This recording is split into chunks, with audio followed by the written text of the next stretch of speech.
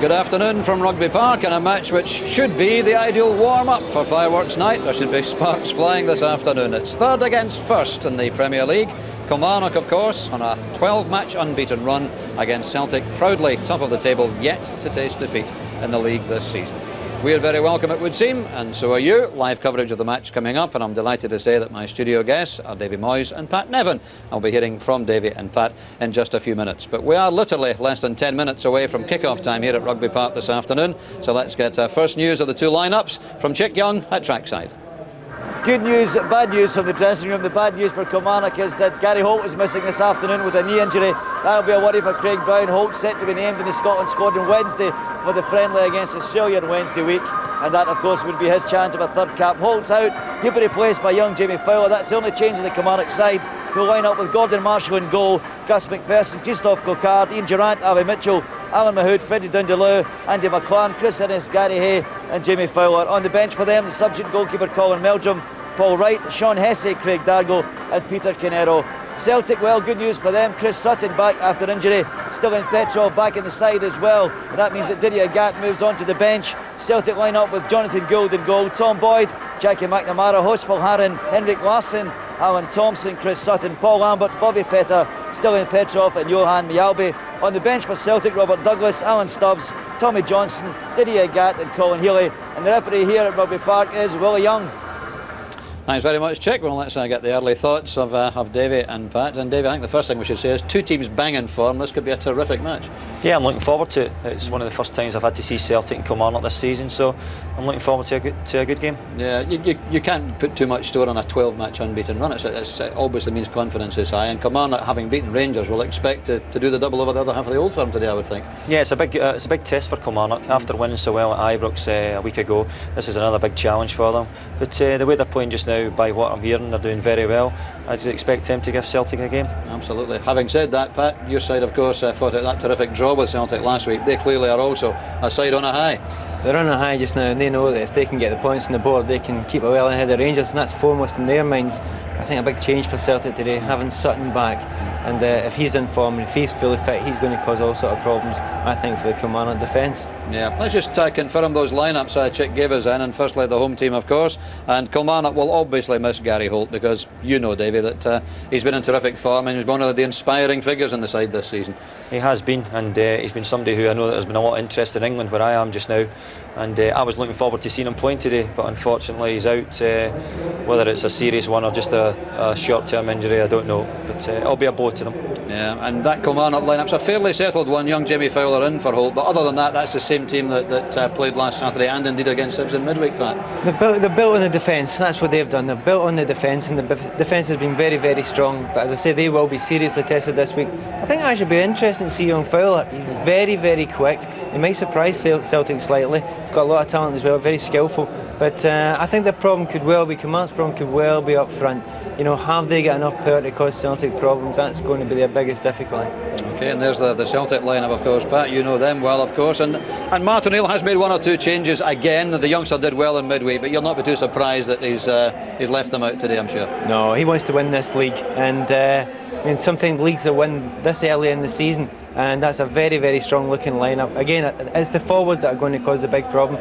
That's a very, very settled defence as well. Well, Harron's played very well. Tommy Boyd is cruising through games just now. But I think a very interesting one through this game is going to be McNamara. How is he going to cope out there with Andy McLaren? Andy McLaren's been in great form, and I think that could be one of the most interesting duels of the afternoon. Good. Okay, well, the two managers, of course, have terrific respect for each other's achievements so far this season, so let's hear what they think ahead of today's match. Bobby Williamson and Martin O'Neill are both with Chick Young. Bobby, you've obviously found now the secret of beating the Old Firm. Do you think you can keep it going today? There's no secret, Chick. It's very hard work. We've got our breaks last week, and thankfully we got the result, so we're very pleased about that, but we know we've been for a game today. I believe you're missing one of your key players this afternoon. Yeah, Gary Holt's not made it, unfortunately for him and us, but young James Fowler comes in, and hopefully he can do himself justice. This is when you start talking about the depth of the squad that you have and find out how good it really is. That's true. You don't really know that until you're actually tested, but I feel we've got capable players, and I think on their day, if they get the breaks and the backing from the fans, they can go and do themselves justice. Do you think you have a team capable of driving yourself either between the Old Firm or even ahead of Celtic? It's going to be very hard. The quality of player that Celtic Rangers have got there and the money they've got at their disposal is always going to make it hard for provincial clubs to keep up. But we can only give it our best shot and see where we end up at the end of the season, Chip. Martin, he's been good enough to tell you the team news. What's yours? Yeah, with no secrets at all. With obviously the changes from Wednesday night, some of the young lads who did very, very well will come out of the side again. Sutton goes into the team, Malby comes back, Boyd comes back, and Petrov comes back. So Robert Douglas out there for having to stroll about. No change in your goalkeeping situation? No change in the goalkeeping situation. You saw Kilmarnock presumably last week doing a fine job against Rangers. You'll give them a lot of respect today. Well, I saw them on Tuesday night as well too, and conceded a goal very early on in the game. It didn't from the stand. I mean, Bobby would probably think differently, but from the stand it didn't seem to knock them in any sort of shape or form at all. Came roaring back into the game just after half-time, and always looked capable of winning the match, which they did. Difficult match for us. I mean, it goes without saying, and it wouldn't really matter whether it was here on Tuesday night or not. It wouldn't make any difference. It's going to be a difficult game. They gave us a really, really hard match early on in the season. I expect this to be absolutely the same. You've hardly had the same team twice in a row, Martin. I mean, that's incredible given the start you've had. You would normally think a team would be unchanged when there's a run like that. Well, I mean, for the most part, some of the essential ingredients in the team have remained reasonably constant. You're going to get, as Bobby says, you're going to get injuries and suspensions during the course of the year. We're a big club, he's a provincial club. We're supposed to be able to deal with these things, and so you get on with it. Every single club in the country could point to injuries during the course of the season. We've got to get on with it better than other teams. Thank you, gentlemen. All the best today. Thank you, sir.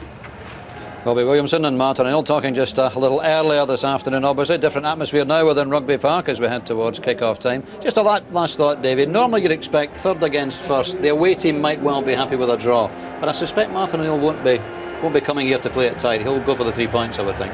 No, I'm sure Celtic now want to win. Celtic have got themselves ahead of Rangers, and they've had to suffer for so long over the years. I'm sure these games are too big for Celtic just to accept to come and get a point nowadays. And I'm sure Rangers will be sitting home to get a crumb of comfort if Celtic could slip up today, and Martin will not be wanting that to happen.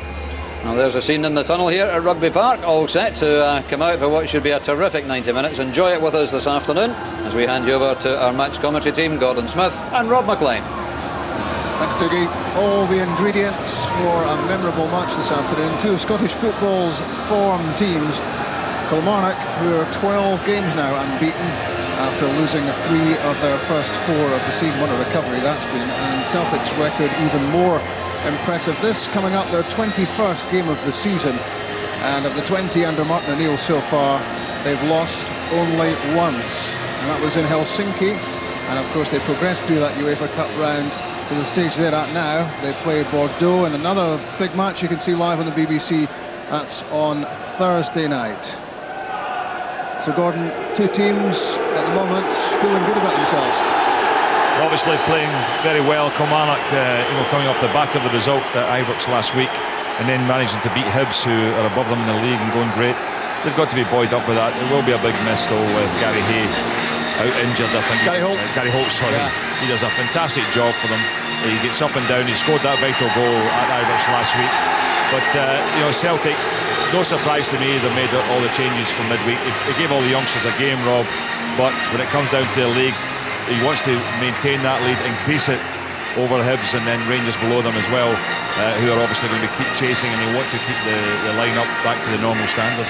Let's just remind ourselves, pre-kick-off of the teams, one change for Kilmarnock from the team which beat Rangers and Hibs. That's 20-year-old Jamie Fowler in for Gary Holt. Gordon, let's see how they're going to line up. Well, normal lines, 4-4-2, definitely. I think that Fowler will just come in the right-hand side in place of Holt. He'll get up and down, he's sharp little player, and you've got Cocard and McLaren up front. McLaren will be playing and Cocard against the back 3 of Celtic. Interesting to see who will actually pick him up, because McLaren floats about. Well, only one change then in that Kilmarnock side, but plenty of changes in this Celtic lineup. 6 changes from the team which beat Hearts 5-2 in the League Cup after extra time in midweek. Out to go Reset, Craney, Healy, Moravchik, Johnson and Smith. And in come an impressive half dozen: Boyd, Mjalby, Peta, Petrov, Lambert, and the man who's missed the last 3 games, Chris Sutton. Well, that's where Celtic get the real benefit, isn't it? Being able to bring in players, still get through in the CIS Cup, and then be able to field a strong lineup, which is pretty fresh. McNamara gets the shout ahead of a gap on the right-hand side, which suggests to me that Celtic are going to keep it fairly tight in this game. They're giving Kilmarnock respect. They've got the normal 3-5-2.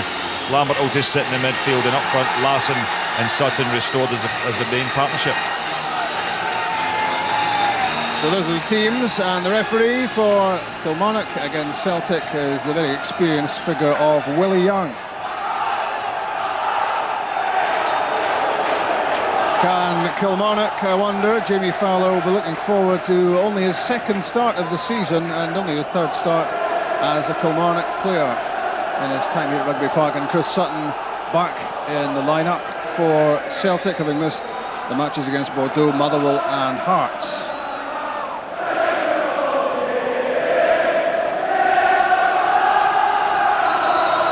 So can Kilmarnock reproduce what they delivered at Ibrox last Saturday, which was a quite sensational performance and result? A 3-0 victory against Rangers, and you have to accept that Rangers are going through a slump, but for Kilmarnock it was a very impressive showing. A team high on confidence, and Bobby Williamson has them well drilled. Gus MacPherson, one of the vastly experienced players in this Kilmarnock lineup, and 100% is the least you get from him. Interception there by Paul Lambert, and rolled forward for Chris Sutton. McNamara scored in his last 2 games. That's unusual for him. Tangle early on involving Chris Sutton, and immediately the yellow card is shown. We haven't played 60 seconds yet, and that's a yellow card against Chris Sutton for the upraised boot against Ian Durrant, and that was dangerous. Good decision with the referee. I think he was spot on there. It's a late challenge. He's lost possession of the ball. His touch wasn't great, and he's left his boot in there, and could have been quite a nasty one. You can see in the side of the foot, even though it's so early in the game. I think Willie Young has to stamp down on that kind of challenge, and that's exactly what he's done. And Gordon, the way Sutton plays, that's immediately him on a tightrope. Yeah, he does, because he does put himself about. There's no doubt about that. He'll commit fouls before the end of this game, that's for sure, but he's got to be very careful now. That's Paul Lambert hooking it forwards towards Sutton. This time the free kick goes in his favour. It's against Chris Innes, and it's going to be a physical tussle up front. No great surprise there, but the boot was up from Innes that time, and it's a free kick in Sutton's favour. Up Mialbi at the edge of the box, but it's Alan Mahood who flipped it away to safety. Now Innes. Cocard chasing, but Tom Boyd had a good start on him. Martin O'Neill reverting to what's been his first choice back 3 for much of the season. Boyd, Mialbi and Valharan, with Alan Stubbs sitting on the bench. That was a header well won by Thompson. Now Fowler. Good pass. Mitchell. Played that a little bit hurriedly, Ali Mitchell. Christophe Cocard was wanting that played to his feet, which he's saying to Ali Mitchell at the moment. It was a good support and run by Mitchell to come right across there and look for the pass and Fowler, because he was struggling for options, and having put a good ball there, Cocard I think also did the right thing. There was no chance of running in behind there, getting the ball played. He waited for Ali Mitchell just to roll it to him, but he tried to play what was quite a difficult pass and made a mess of it. That's Cocard, did well. Ian Durrant, key figure at the heart of the midfield, as is Alan Mahood. These two have been combining very well for Kilmarnock, having a big say in Kilmarnock's strong recent run. Marshall to MacPherson. That's for Cocard. Leaves it this time for Fowler. Now Cocard again, threatening against Petty.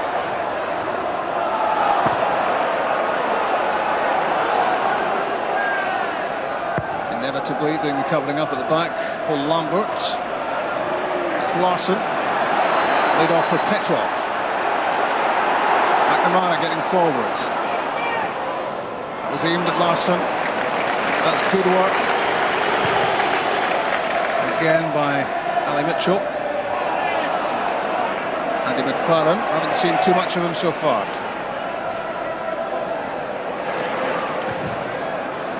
Mialbi, long ball forward for Henrik Larsson. Good touch to get the ball under control. Laid off for Thompson. Petta's alongside him. Petta against MacPherson. Bobby Pettit getting beyond him. Entering the turn the ball back onto his right foot. Early ball in from Thompson. Off Sutton's head. Petrov. Good effort. And Marshall's fumbled it. Gordon Marshall survives there, but he could have been punished there. Having failed to get a good hold of it, and Chris Sutton's offside. But that was a serious flurry there in front of Kilmarnock goal, and Marshall's handling was suspect. Yeah, it was good play from Celtic in the end, and when they got the ball in the box, Petrov had the shot. It looked as if he had it covered quite easily, Gordon Marshall. Made a bit of a mess of it, tried to clear it away, and it just looked as if at first that Innes had gone in and just... He had a hold of the shit, I think, as he fell over Larson, but you can hardly tell from the pictures whether in fact he had committed a foul. He's obviously trying to get his body in between them. When you look at that there, I don't think there's anything in it at all, and I think the referee was quite right to play on. All the Celtic fans were looking for a penalty. That could have been costly from Marshall against Henrik Larsson, who was in for the rebound. And in Larsson, you're talking about a player who scored 13 league goals this season in 13 league games. Phenomenal scoring record. It's a miscue from Ian Durrant. It lands back at the feet of Marshall. Cocard's header. Good challenge from Mjällby against McLaren.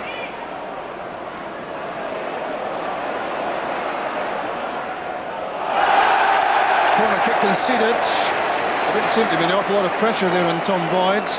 Tried to turn it back to Jonathan Gould, but got his angles wrong. And the first corner kick of the match is Kilmarnock's. 6 minutes gone.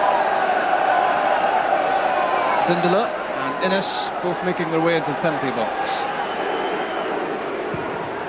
In from Andy McLaren.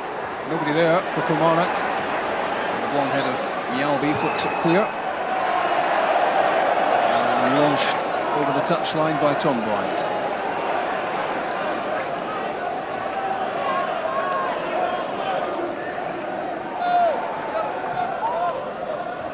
Kilmarnock buoyed not just by the result against Rangers last weekend, but by an impressive League Cup win in midweek as well against on-form Hibs. Durrant's pass cut out by McNamara. It's a foul against the challenge on Petrov by Mitchell. Yeah, I think there's almost 2 fouls in there as well. That's a bad challenge as well, Ronnie Mitchell. I think if you're going to be consistent, that probably deserved a yellow card too. Valhaden leaves it for Thompson. Sutton holding off Dindeleux. Bursting through Thompson! Just wide. Terrific run from the midfield from Alan Thompson. He licked up with Sutton, and he was disappointed that he didn't hit the target here. Yeah, it was good play though. That's what happens. A striker who holds the ball up, flattens the back four, and that allows midfield players to make a run into little channels to the side, and that's exactly what happened here. Look how he just holds it. Thompson made the pass, but it's a great run. He's not tracked, which would be disappointing to Bobby Williamson, but he maybe should have hit the target there. Underlined there the threat of Alan Thompson. And Chris Sutton just left it to him as he sprinted through, and Bobby Williamson won't be at all happy that his midfield didn't cope with that little burst from Thompson. Durrant,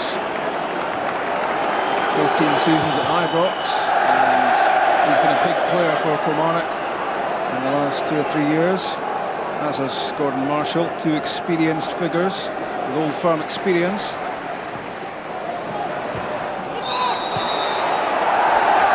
That's a free kick against Dindeleux. Again, it's for the boot up against Sutton, and a set-piece opportunity here for Celtic. It's the chance to push Josef Valhaden up into the penalty box, and Johan Mjällby alongside Larsson and Sutton and Petta. And it comes from Thompson. It was too close to Gordon Marshall, although Chris Sutton wasn't too far away. Yeah, Marshall read that well, because he really should have been a defender as well. Getting in along challenging with Sutton there, but that didn't happen, and Gordon Marshall had to read it and come out at Sutton's feet. Celtic started this game well, Rob. I think that they've done their homework in Kilmarnock, and actually playing the way Kilmarnock play against other teams, by going and pressing them, making sure that Killie don't get any time to settle on the ball, as they haven't done so far in the game. There's a foul with Chris Sutton, not much in that, I don't think. A foul given, but Kilmarnock fans complaining. They'll do their best to try and get him a another yellow card today, that's for sure. But I think Celtic have started the game very positively. Chris Innes with the free kick, aimed at Andy McLaren, headed away by Mjällby. That's good play from Sutton, brave play as well. There's another dodgy challenge from Ali Mitchell.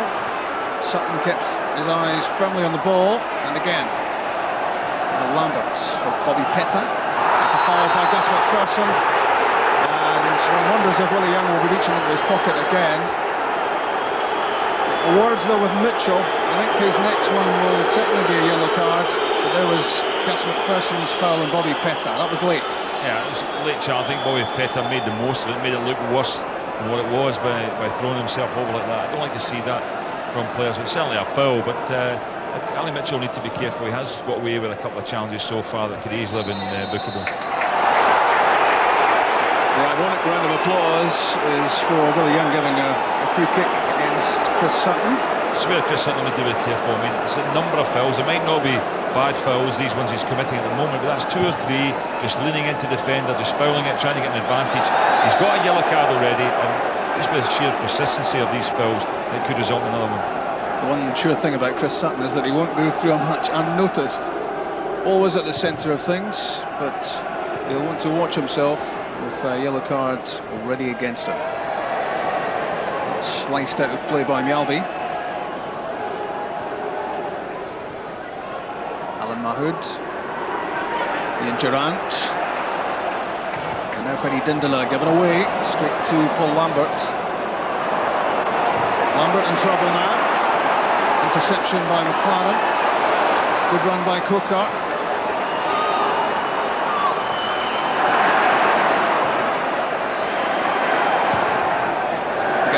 Cross, and it's gone behind.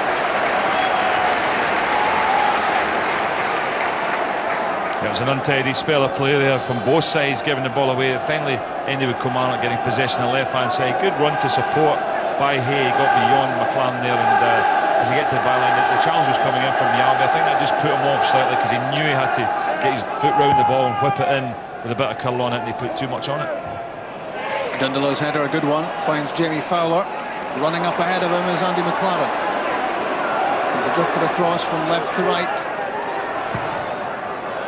And the final ball is a disappointment. No one will be more disappointed than Andy McLaren. He's set such high standards for himself, and Scotland manager Craig Brown is one of the people watching this afternoon, and if he can turn in a good performance here, he might well find himself in the Scotland squad on Wednesday.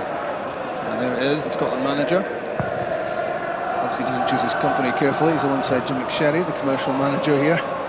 Jim will be offering him some good advice, you can be sure of that. Whether he likes it or not. Paul Lambert. In from the back was Cocard. And it's going to be another yellow card. Second of the game, it's 1 each now. Yellow for Cocard. It was a little bit wild in from the back after Paul Lambert had touched the ball away. Yeah, he's caught his ankle. Not a player who's associated with that sort of challenge at all. Looks as if it might be for a pretty physical game today, but certainly he caught Paul Lambert with a sore one there, and there could have been another couple. That's the second yellow card.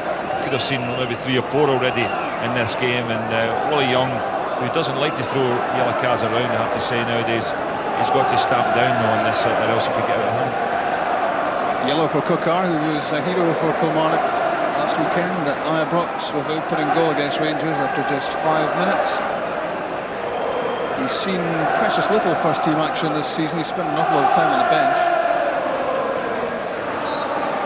Martin O'Neill surveying the scene, 13 minutes gone, goalless. His team has started pretty well, he will feel, and they have a free kick, 25 yards out. Another infringement against the Kilmarnock defence, who are being pressured by Sutton. Yes, it's a style of play aspect we're talking about here. It goes and leans against the defender right away, and then it's a fight to see who's going to win the header, rather than staying off them and trying to just run free and jump. He goes straight at the defender, and he makes it hard for them to get a clean header. He will commit a lot of fouls, but he'll get some as well, and this is an opportunity for Thompson to have a strike. Yep, definite shooting opportunity here. Henrik Larsson involved in negotiations as well, but this is on the right side of the pitch for Alan Thompson. Here he comes, his left foot, the wall did its job, stood firm. Fowler trying to spark a counter-attack. That was Ali Mitchell caught in possession by Bobby Petta and Petrov and Jackie McNamara. Another player who will be watched by Craig Brown with interest this afternoon, McNamara.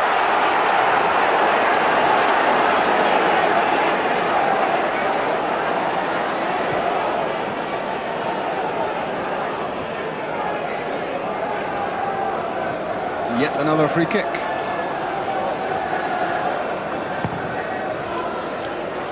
Freddie Dindeleux aiming at Andy McLaren. That's Mjällby. And Chris Sutton's header, offside given against Henrik Larsson.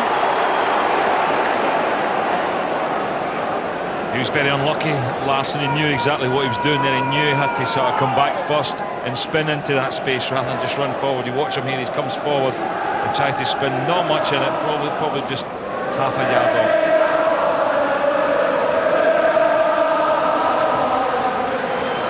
Dindeleux slipped as he struck the free kick. Well won, Paul Lambert. That's MacPherson. Long angled ball, but not time for Mjällby to intercept. Sutton's lay off from Larsson. Good challenge by Ali Mitchell. He's working hard in these opening stages for Kilmarnock at shutting down opportunities for Celtic. Offside against Cocard.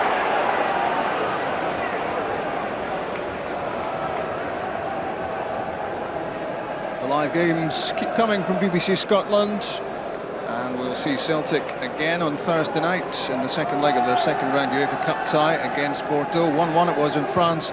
Join us on Thursday night for that one, not to be missed. Stilian Petrov and Jackie McNamara trying to find a way around the outside.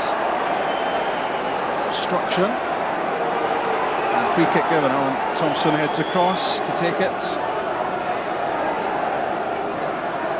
Mjällby and Valharan, both of whom scored at the weekend, last weekend against Motherwell.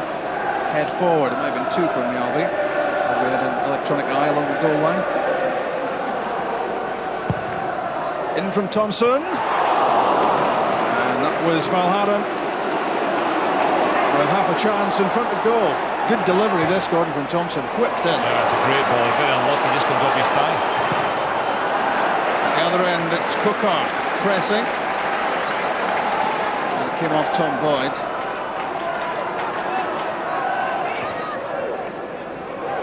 Ian Durrant. Jimmy Fowler. And Gus MacPherson. Knocked in towards the near post. 2 went for it for Celtic, Mjällby and Valharan. Kicked in by Petta. Kicked in for Gus MacPherson. Andy McLaren. Mjällby right at his back. Did well to lay that back for Fowler. Lost his footing there, McLaren, as he tried to get in behind Mjällby.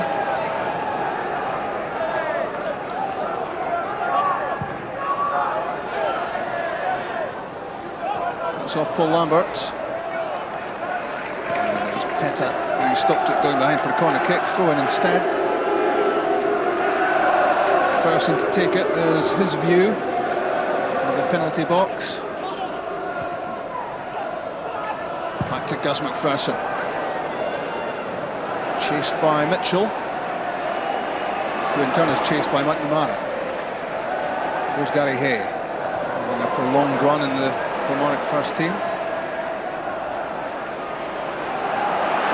He's lost possession in a key area.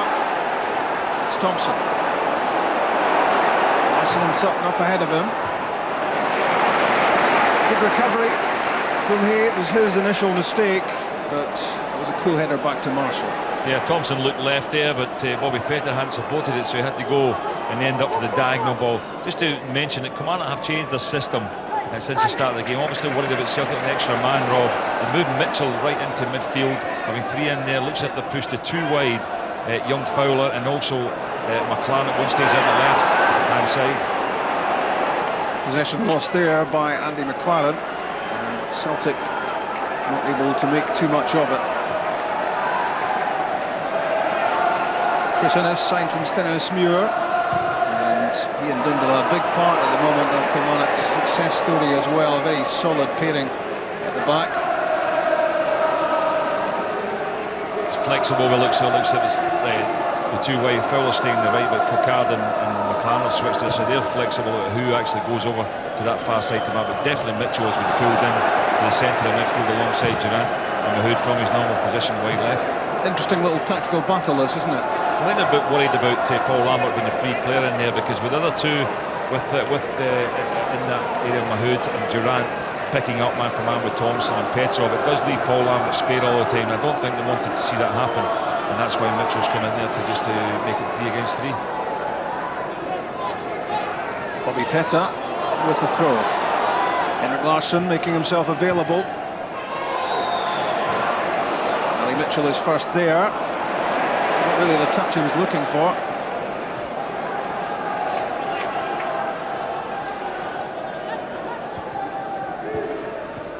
Scotland pair, McNamara and Lambert. Now Petrov.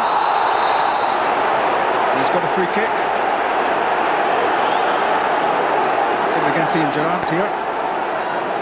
Just clipped his ankles, I think. I don't think it's deliberate though. I think he just caught him there as Petrov with a little bus past him.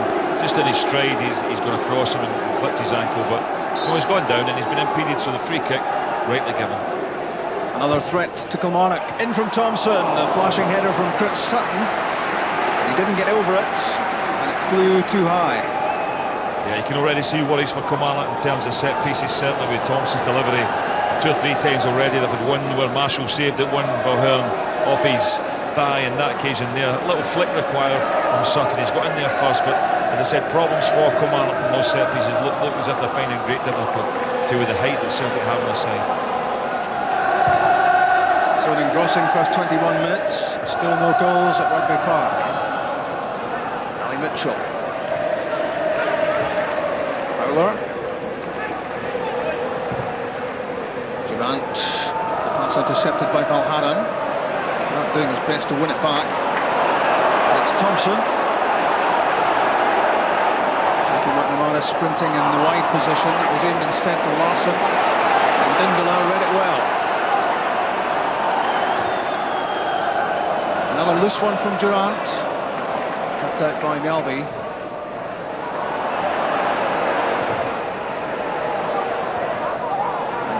Again.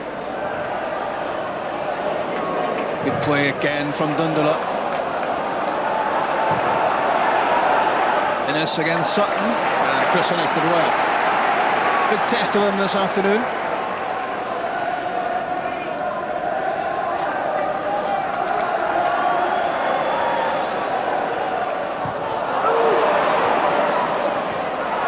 Well won by Ian Durrant, determined stuff. Taken away from him by McNamara.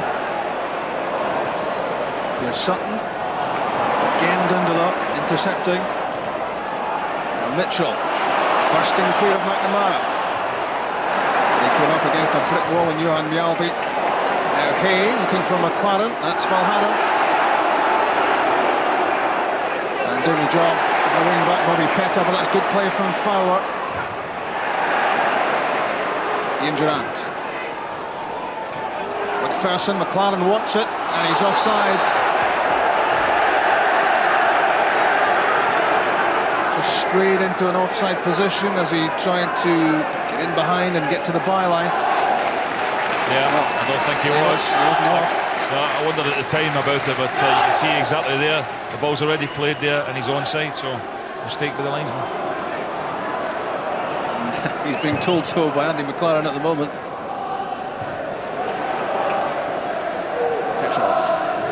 Lambert, 2 of the players recalled this afternoon who were left out the League Cup tie at Tynecastle on Wednesday.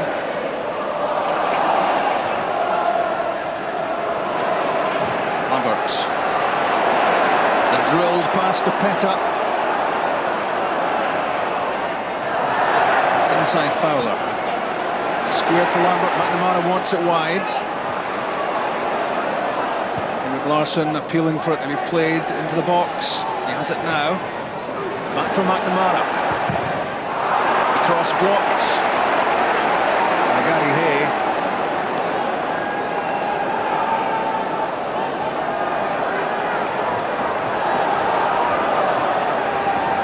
McNamara looking for options. One of them was Petrov. Larsson.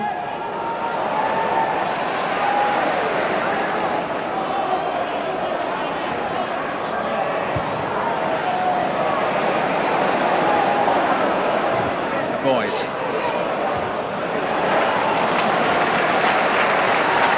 Jamie Fowler's header.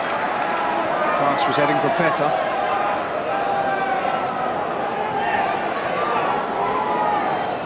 Jos Valhaden with the throw. What a good signing he's been. So this man for Sutton. Very firmly in Gus MacPherson, leaving no one in any doubt.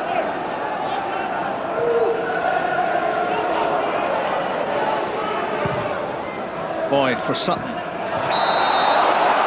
Flattened by Chris Innes. Another free kick.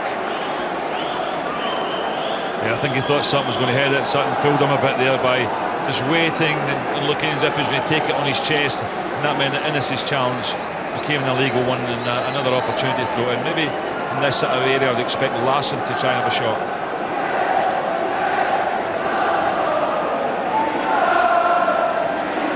Nearly 26 minutes gone. Another set piece for Kilmarnock to defend. And Henrik Larsson may well be the threatening figure here. Left by Thompson. It's Larsson, it's curling, it's dipping, and as well saved by Gordon Marshall. He watched that very closely. Yeah, it's a good free kick. It's well struck inside the foot. Well, I'd have been surprised if it beaten Gordon Marshall. Not a lot of pace on it, didn't bounce high. Good pass from Cocard. Fowler.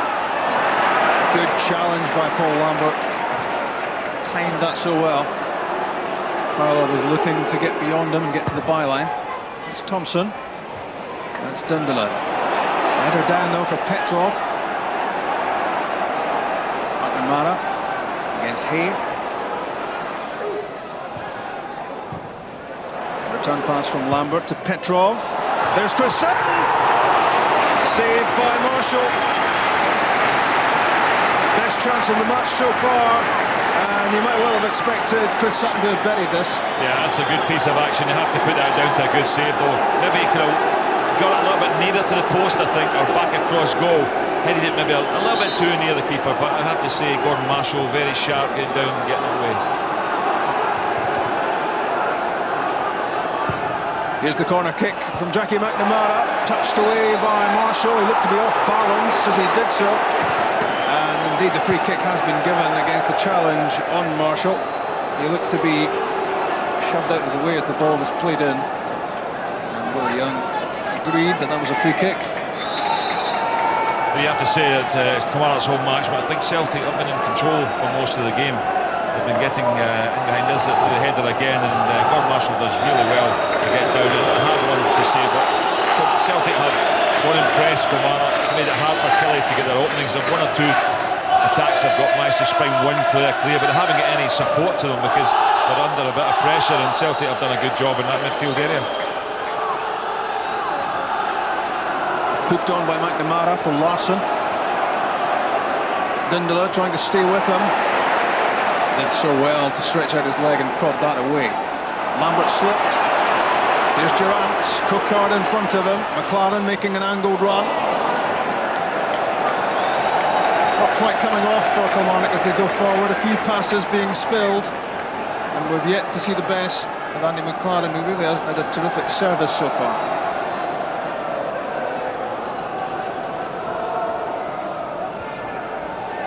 Mahood.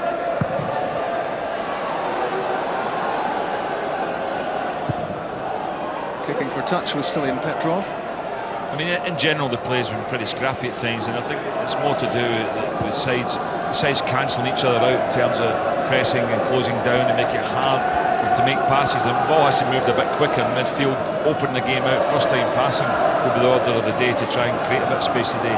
But you can just see that whenever the ball there, even from that throw-in, how the players have flooded that area. Celtic looking today to put some pressure on Hibs because they're 3 points ahead at the moment. If Celtic can make it 6, then that just asks questions of Hibs at Dens Park tonight in a match you can hear, I should say, live on Radio Scotland. Yes, Valharan, good run. Finds Sutton. Terrific play from Valharan. And now Thompson. And Gordon Marshall plucks it to one-handed out of the air. Valharan had made the near post run. The cross went beyond him, and really for Celtic then the chance was gone. Yeah, they're getting crosses into the box, and that makes Celtic very dangerous. They've got two players up front who are excellent in the air. They can get support from others as well, but in general the crossing that's coming into the box has been fairly good. Possession given away by Paul Lambert's pass. MacPherson to Durrant. McLaren. Fowler to Mahood. It was a good challenge by Tom Boyd, which won it for Celtic. Petrov being a bit over elaborate. McLaren to Hay.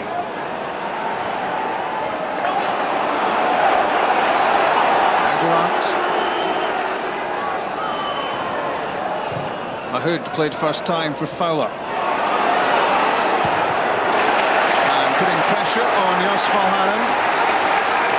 And forcing him to concede a corner kick. Yeah, it's the type of ball really just to put them under pressure. It's just knocked in behind. It gives defenders a problem to have to go back towards their own goal. They don't want to play it back to the keeper from that position, so they end up having to just hook it away. Fowler's presence there just made Valharan hammer that into the stand, and Kilmarnock got a little pressure from the corner. 31 minutes played in from Andy McLaren. Ali Mitchell with the shot, took a deflection. And it comes back out to McLaren. Touched that away from the sliding Thompson. McLaren again. This time it was the head of Petrov which got it clear for Celtic. Gary Hay, robbed by Henrik Larsson.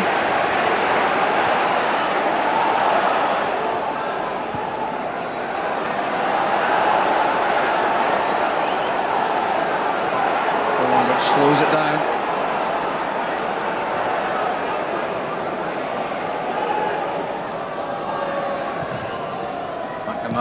Chested down by Sutton for Larsson. Headed away by Dindeleux, but only as far as Sutton. There's a good challenge from Gus MacPherson, which won it back for the home team.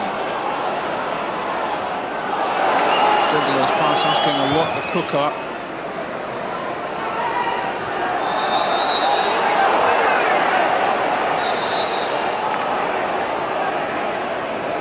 Free kick given. Offside, I think. His flag was up there for offside, but got surprised. But it was a ball from Cocard. Not a lot from Dindeleux, I should say. Not a lot of support from him. The only player making a move really was Cocard, and that's Kilmarnock's problem so far in this game. I don't think they've supported one another enough, getting the ball into the front men and getting support from midfield and forcing Celtic back. I think there's a worry on the touchline about Paul Lambert at the moment. Looks to be hobbling slightly, and that will be a big concern to Celtic with the UEFA Cup tie coming up in midweek against Bordeaux. He's not moving too freely, Paul Lambert, and Celtic will hope he can run that problem off. Mahood to McLaren. That's a foul. And Thompson.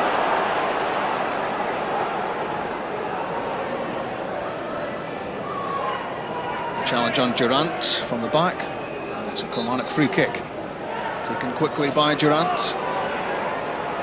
Andy McLaren's layoff.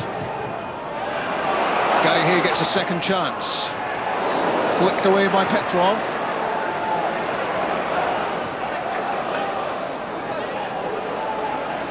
Alan Thompson, good pass, Bobby Petty.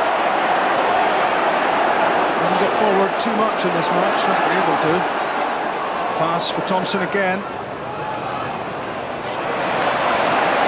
Industrious stuff from Thompson, but lost it in the penalty box. Now Lambert.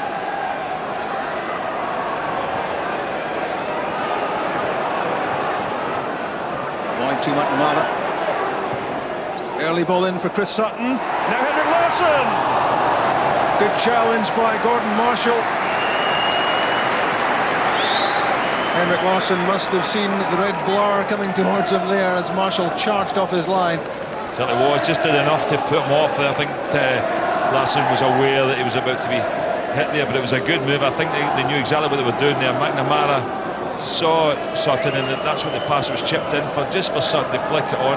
Larsson made the run in behind him as he does so well, and it was just a little bit too far in front of him, or else he would have got there well before the keeper. But Marshall did enough to put him on. Celtic come again with Peta. MacPherson immediately in front of him. Fowler there too. Sticking very close to him is Gus MacPherson. Laid back to Thompson. Spectacularly away by Innes. Not one of Thompson's better crosses, that one.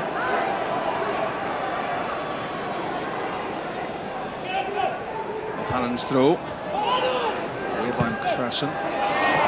Thompson wins it against Fowler. Jamie Fowler's lost it again. Petrov for Sutton. Almost through, and there's a cool head in front of goal. Freddie Dindeleux. All that was missing was the cigar there as he put his foot in the ball and just stroked it away.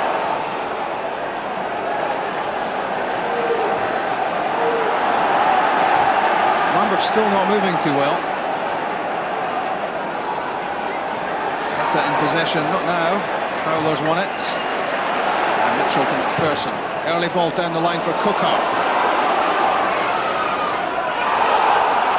Tom Boyd's challenge, didn't get a lot of the ball. Cocard has it back. Good challenge by Peta. Won it well against Durrant, but Durrant's got it back.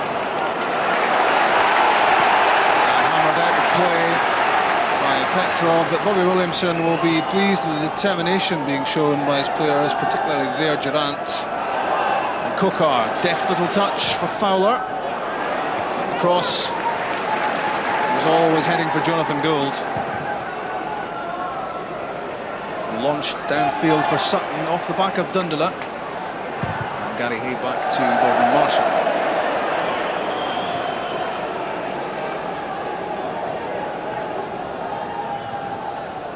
Too many great goal-scoring chances coming around.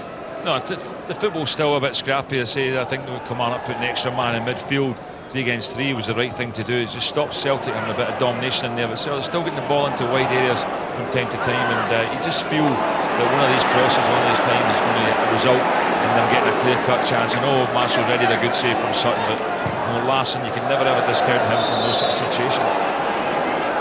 Henrik Larsson, who this season already has scored 17 goals. As I said earlier, 13 of them in the league. And one of his goals was against Kilmarnock in the corresponding match at Celtic Park back in August.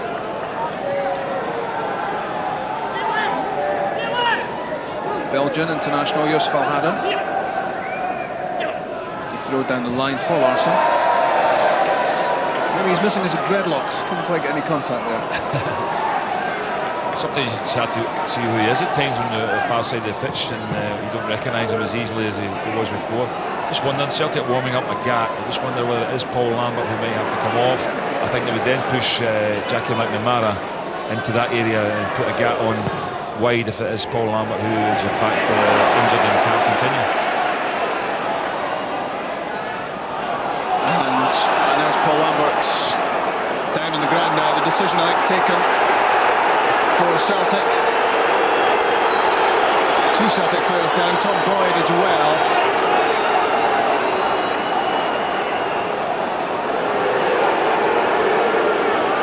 This is a big worry, isn't it, for Celtic, with a lot of big matches coming up, none more so than Thursday night in the UEFA Cup. And they will want Paul Lambert for that match. He did such a terrific job in France against Christophe Dugarry, the Bordeaux danger man, and this was really the final straw for Lambert. He's been toiling for a while and he's stretched out for that, and enough's enough by the looks of it, Gordon. Yeah, I think so. I think it was something they were toiling with anyway, they were thinking about, because Agat had been warming up, and I think they'll move Jackie McNamara into the midfield, centre of midfield, I think, and they'll take Paul Lambert off. Tom Boy's just nipped off, I think, for some treatment because but he'll be waiting for the referee to give him the signal to come back on. But it is a worry for Celtic for Paul Lambert. He has the extra day, obviously, with the game here Thursday to get himself fit. Ironically injured by a Frenchman in this game as well, Rob. So Cocard's doing his countrymen a favour there. So it's Didier Agat who will come on. Very impressive he's been in his few outings so far for Celtic since joining after his brief spell with Hibs. An adaptable player, Agat, who can fill a number of roles. But it looks as if he will play I don't think Tom wide Boyd side of the midfield area. I don't think Tom Boyd can come on yet. I think he has to wait until the situation with the free kick. He's got to wait until the play starts, I think, before he can come on. Not happy with the situation. It is a bit ludicrous at times at the start of the game here, and then Willie Young can wave him on. We'll see that happen now.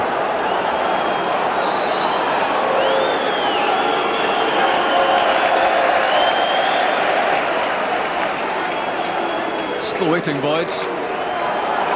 Now he's on.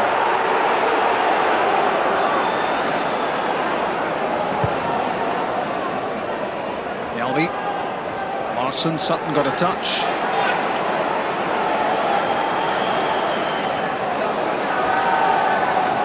Just Sutton now moving a bit gingerly as well, but Celtic will hope he's okay. That's Mahood. Cocard. Left it to Durrant, whipped in for Andy McLaren. Got his head to it, but couldn't hit the target.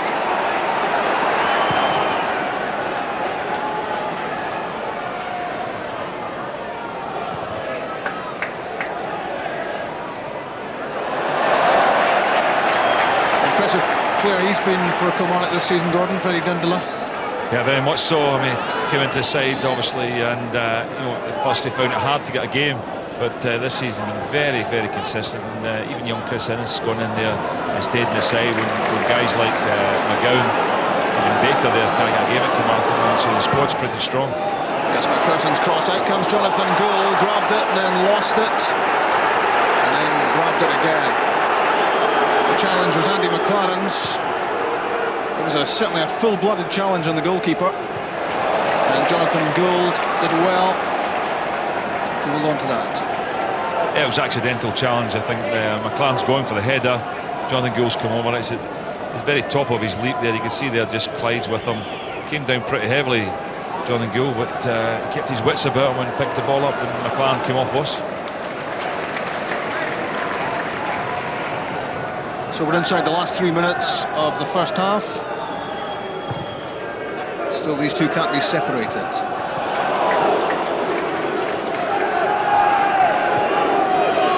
What a transformation in a player, Bobby Petta.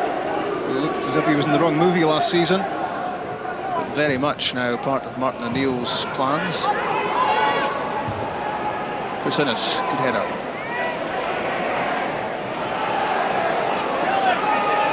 Flicked out wide by Boyd for Agat. Nice little feint inside and then went outside Gary Hay.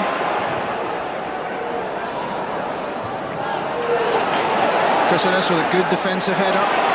Flicked on by Durrant for Fowler. Trying to get away from Jos Valharen. Easier said than done. Good defending from Valharen. Not one to panic in those sort of situations. He looked to be beaten for a moment there, but he timed his intervention perfectly. Yeah, he did the right thing, because Fowler's pacey. You can see there, not committing himself, just making sure he doesn't get beyond them, can't get the cross in, and eventually gets there to block it. Good work by the youngster as well to get the corner. McLaren's corner kick. Dindeleux was waiting, flicked away from him.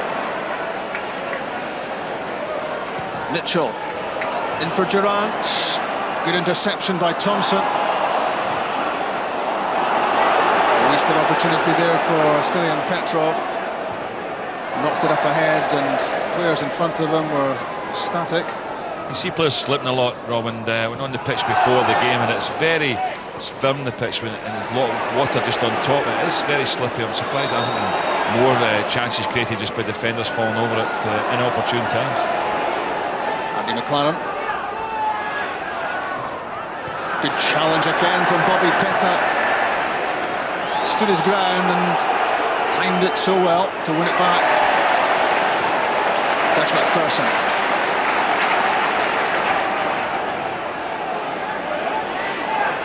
Gary, a player who likes to get forwards, but he was being held back by Henrik Larsson.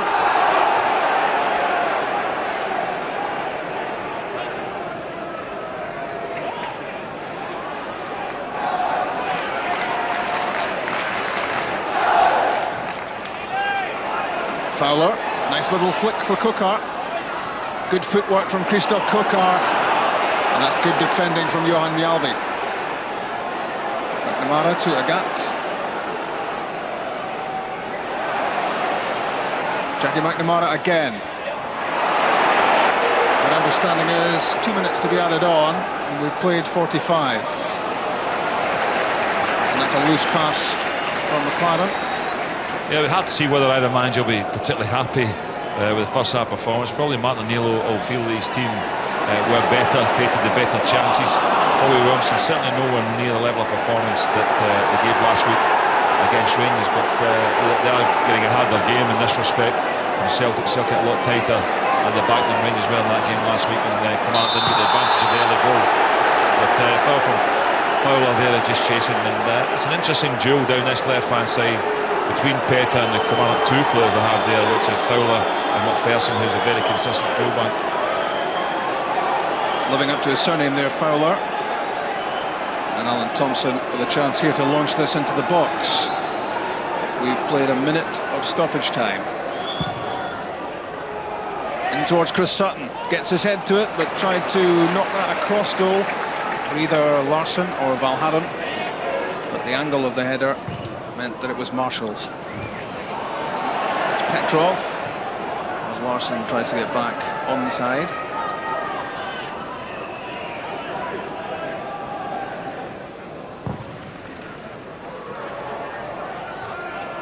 McLaren's flick. Valhaden to Thompson.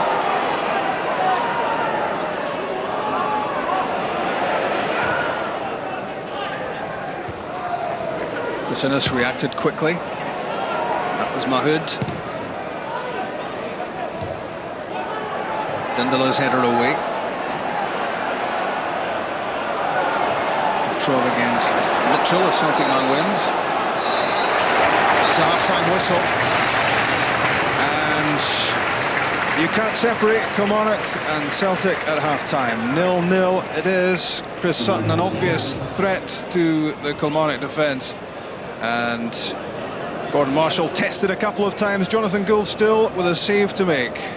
Let's have a look at a couple of the flurries in front of Gordon Marshall. That was Chris Sutton's downward header, powered down, away from Marshall. Might have been further away from Marshall, but the goalkeeper certainly made a very competent save there. And this was Sutton again involved with the flick on, which on another day Henrik Larsson might just have turned away from Gordon Marshall, as he did. He flicked it over the crossbar. Gordon, no goals at half-time. No goals, and I think the games are a bit scrappy. I think both sides can play a lot better than this, and certainly, you know, there have been very few openings at either end. Celtic, I think, have had the better of the play. Kilmarnock have given them very few problems. I think Kilmarnock can certainly step up. Being the home side, you'd expect more from them. Let's hope for a better game in the second half. Two form teams and little to choose between them at the moment. Kilmarnock 0, Celtic 0 is the half-time score. Yes, thanks to Robin Gordon. It has been a little bit disappointing so far. Lots of incident, but perhaps neither side able to really deliver what they're capable of so far, Davey. Not at the moment, but I've enjoyed it. Two full-blooded teams who are very committed. I mean, there was lots of challenges going in, and that's part of football as well. We mustn't forget that. But in footballing terms, I think both teams would be a little bit disappointed. Probably more Kilmarnock than Celtic. Yeah, would you go along with that, Pat? Yeah, I think the first half an hour, I think Celtic had just about all the play, and Kilmarnock were just hanging on. Celtic like that. They do go out very, very fast, very, very sharp. They want to win the game early on, But if you get over that storm, and it lasted about half an hour, and slowly but surely Kilmarnock started to actually hold the ball up a little bit more. In the first 30 minutes they just weren't holding up at all. No, they're certainly both fully committed. There's not been a lot of room to play, David. They're both absolutely committed to this match. No, that's right. And I mean, it was interesting at the start of the game. Both teams set up with different formations, and I was enjoying it because Kilmarnock had set up more 4-3-3 and Celtic had set up with 3 defenders, which was interesting to see what they would do. But I think Celtic were the team who dominated more in the opening spells, and it was only occasional counter-attack moves that gave Kilmarnock opportunities. But now Kilmarnock have got through that period. It'll be interesting to see what they do. Yeah, let's pick up one or two of the incidents then. And Gordon Marshall, I think you probably agree, Pat, has been very important for Killie today after making almost a horrendous mistake in the first 5 minutes. Yeah, we'd almost give him the excuse that it was a little bit bobbly. There wasn't a great deal of power behind the shot that came in, and in the football parlance, we'd be disappointed in that, and very lucky to get away with that. But sometimes you need to ride your luck. And he has done there, definitely, but he really should have trapped that. He's been lively enough to get his foot to it, and he saved the day, but after that he got more confident as the game went on. Yeah. No hint of a penalty there really, David, was it? I didn't think so. No, I thought that at the end of the day he kept it out. Yeah, absolutely, albeit with his feet. Chris Sutton figured very much early on, booked in less than a minute. He's always a handful for a defence, and he played a part in this next incident, which actually brought a terrific save from Gordon Marshall. What about this one, Davey? This is a smashing save. I mean, and I think this isn't unsimilar to the first one actually. This was Pat wanted to make a point here, I think, about Chris Sutton, didn't you, Pat? He just backs in and then he basically just waits for the hit to come and then goes down. You know, it's not illegal, but he gets some great free kicks in great positions every single game he plays. Jumps a wee bit early, takes a hit for the back and falls forward. So just a good pro, really, I suppose. Yeah. Really, I mean, he's conning the referee, I suppose, if you're being very pernickety about it. He's sophisticated. I mean, he's played at the top level in England, and he knows how to do it. Yeah. But it's infuriating when you're playing against it. Another player who was wonderful at it was Gordon Durrant. Yes. He was wonderful at it too. Yeah. And if you're a defender, you need to be very, you have to be on your toes every second, not to any little bump at all when they're up in the air early.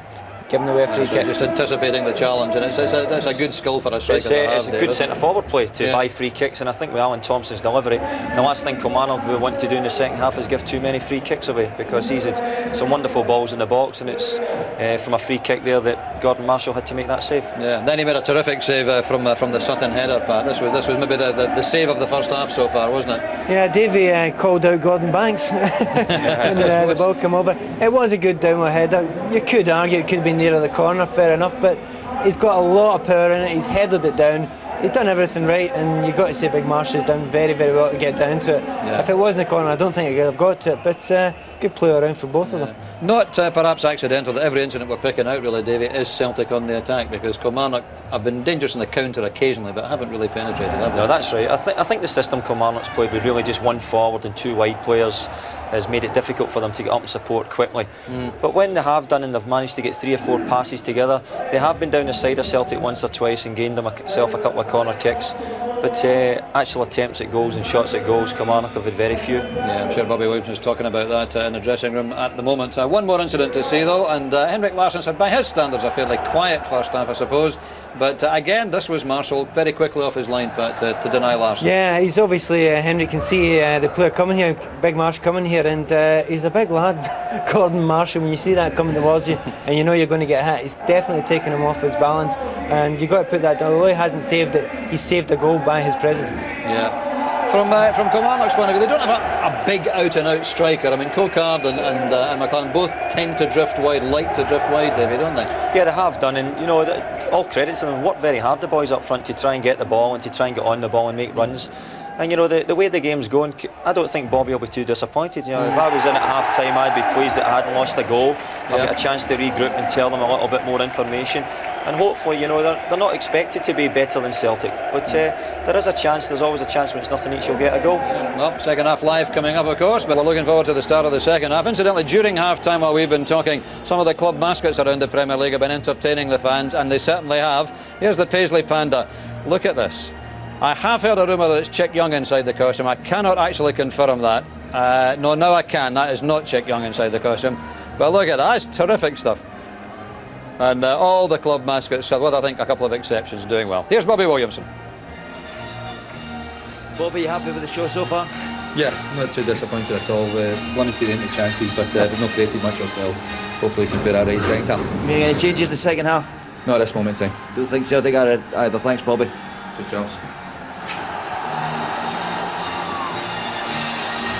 So, start of the second half then, still goalless. I wonder who's going to break the deadlock. Let's enjoy it with Gordon Smith and Rob McLean. Thanks, Dougie. That's the second half underway, and Didier Agat was one first half change as replacement for the injured Paul Lambert. No more changes during the half-time interval. As Kilmarnock tried to dish out a treble dose of revenge, having lost 3 of the first 4 this season to Rangers, Hibs and Celtic. Now they've beaten 2 of those 3 in their last 2 games, Rangers and Hibs. And can they make it a hat-trick? It would certainly be a memorable victory if they can pull it off. The first step they have to take is to start forcing Jonathan Gould into some action. He hasn't had a save to make in the first half, and well though Kilmarnock have contained Celtic and maybe imposed themselves on the game as it's gotten older, they still have to get through and get some shots on goal. Yeah, they do. They've not done enough going forward at all. I mean, I know it only takes 1 goal, you win the game if they can keep it tight at the back, but they certainly haven't created enough chances at all. I don't remember Gould having a save to make from the shot. Didier Agat is strong and he's quick, and that's cut back for Larsson, and now Sutton! Great save, Gordon Marshall. Right place, right time. That's a solid stop. Here's Petrov. A lively start to the second half. That's dangerous. It runs away from Larsson. Celtic want this played in quickly. It's Thompson. It's beyond Sutton this time. It's bouncing dangerously. Miss-hit from Petrov. Gets a second chance. Still in Petrov. Brilliant again from Marshall. Corner kick. 2 terrific stops right at the start of the second half from the Kilmarnock keeper. Well, he's in his corner today, isn't he, Gordon Marshall? I mean, once again, great save. But Petrov could easily have gone down there, actually. All credit to him for staying on his feet. He took a little touch. Good run from Agat. Low, hard cross goal. Lovely little touch from Larsson. Look at that. Putting Sutton in there. Just reverse pass. Brilliant play. And Marshall getting away. It's got to give Kilmarnock a bit of inspiration. They must realise that unless they do something at the other end, it's only a matter of time before Celtic gets something in this game. They're hitting a lot of openings. John Boyd taking route 1, knocked down by Chris Sutton, but don't get too excited because it's offside. Larsson had strayed off. That is the flag of Robert McKendry, the assistant on this side, and here's his view, and here as well. That was very marginal, wasn't it? I don't think that's offside again. It's the second time he's got it wrong, so I hope his video's not running. I bet Robert McKendry's glad we're here. So offside given, although those pictures tell you it wasn't. And Marshall with the free kick. And that's been a rip-roaring start to the second half from Celtic. 2 chances in a matter of seconds and 2 superb saves from Gordon Marshall. The first time he just had to stand up, be big for the Chris Sutton effort, blocked it well.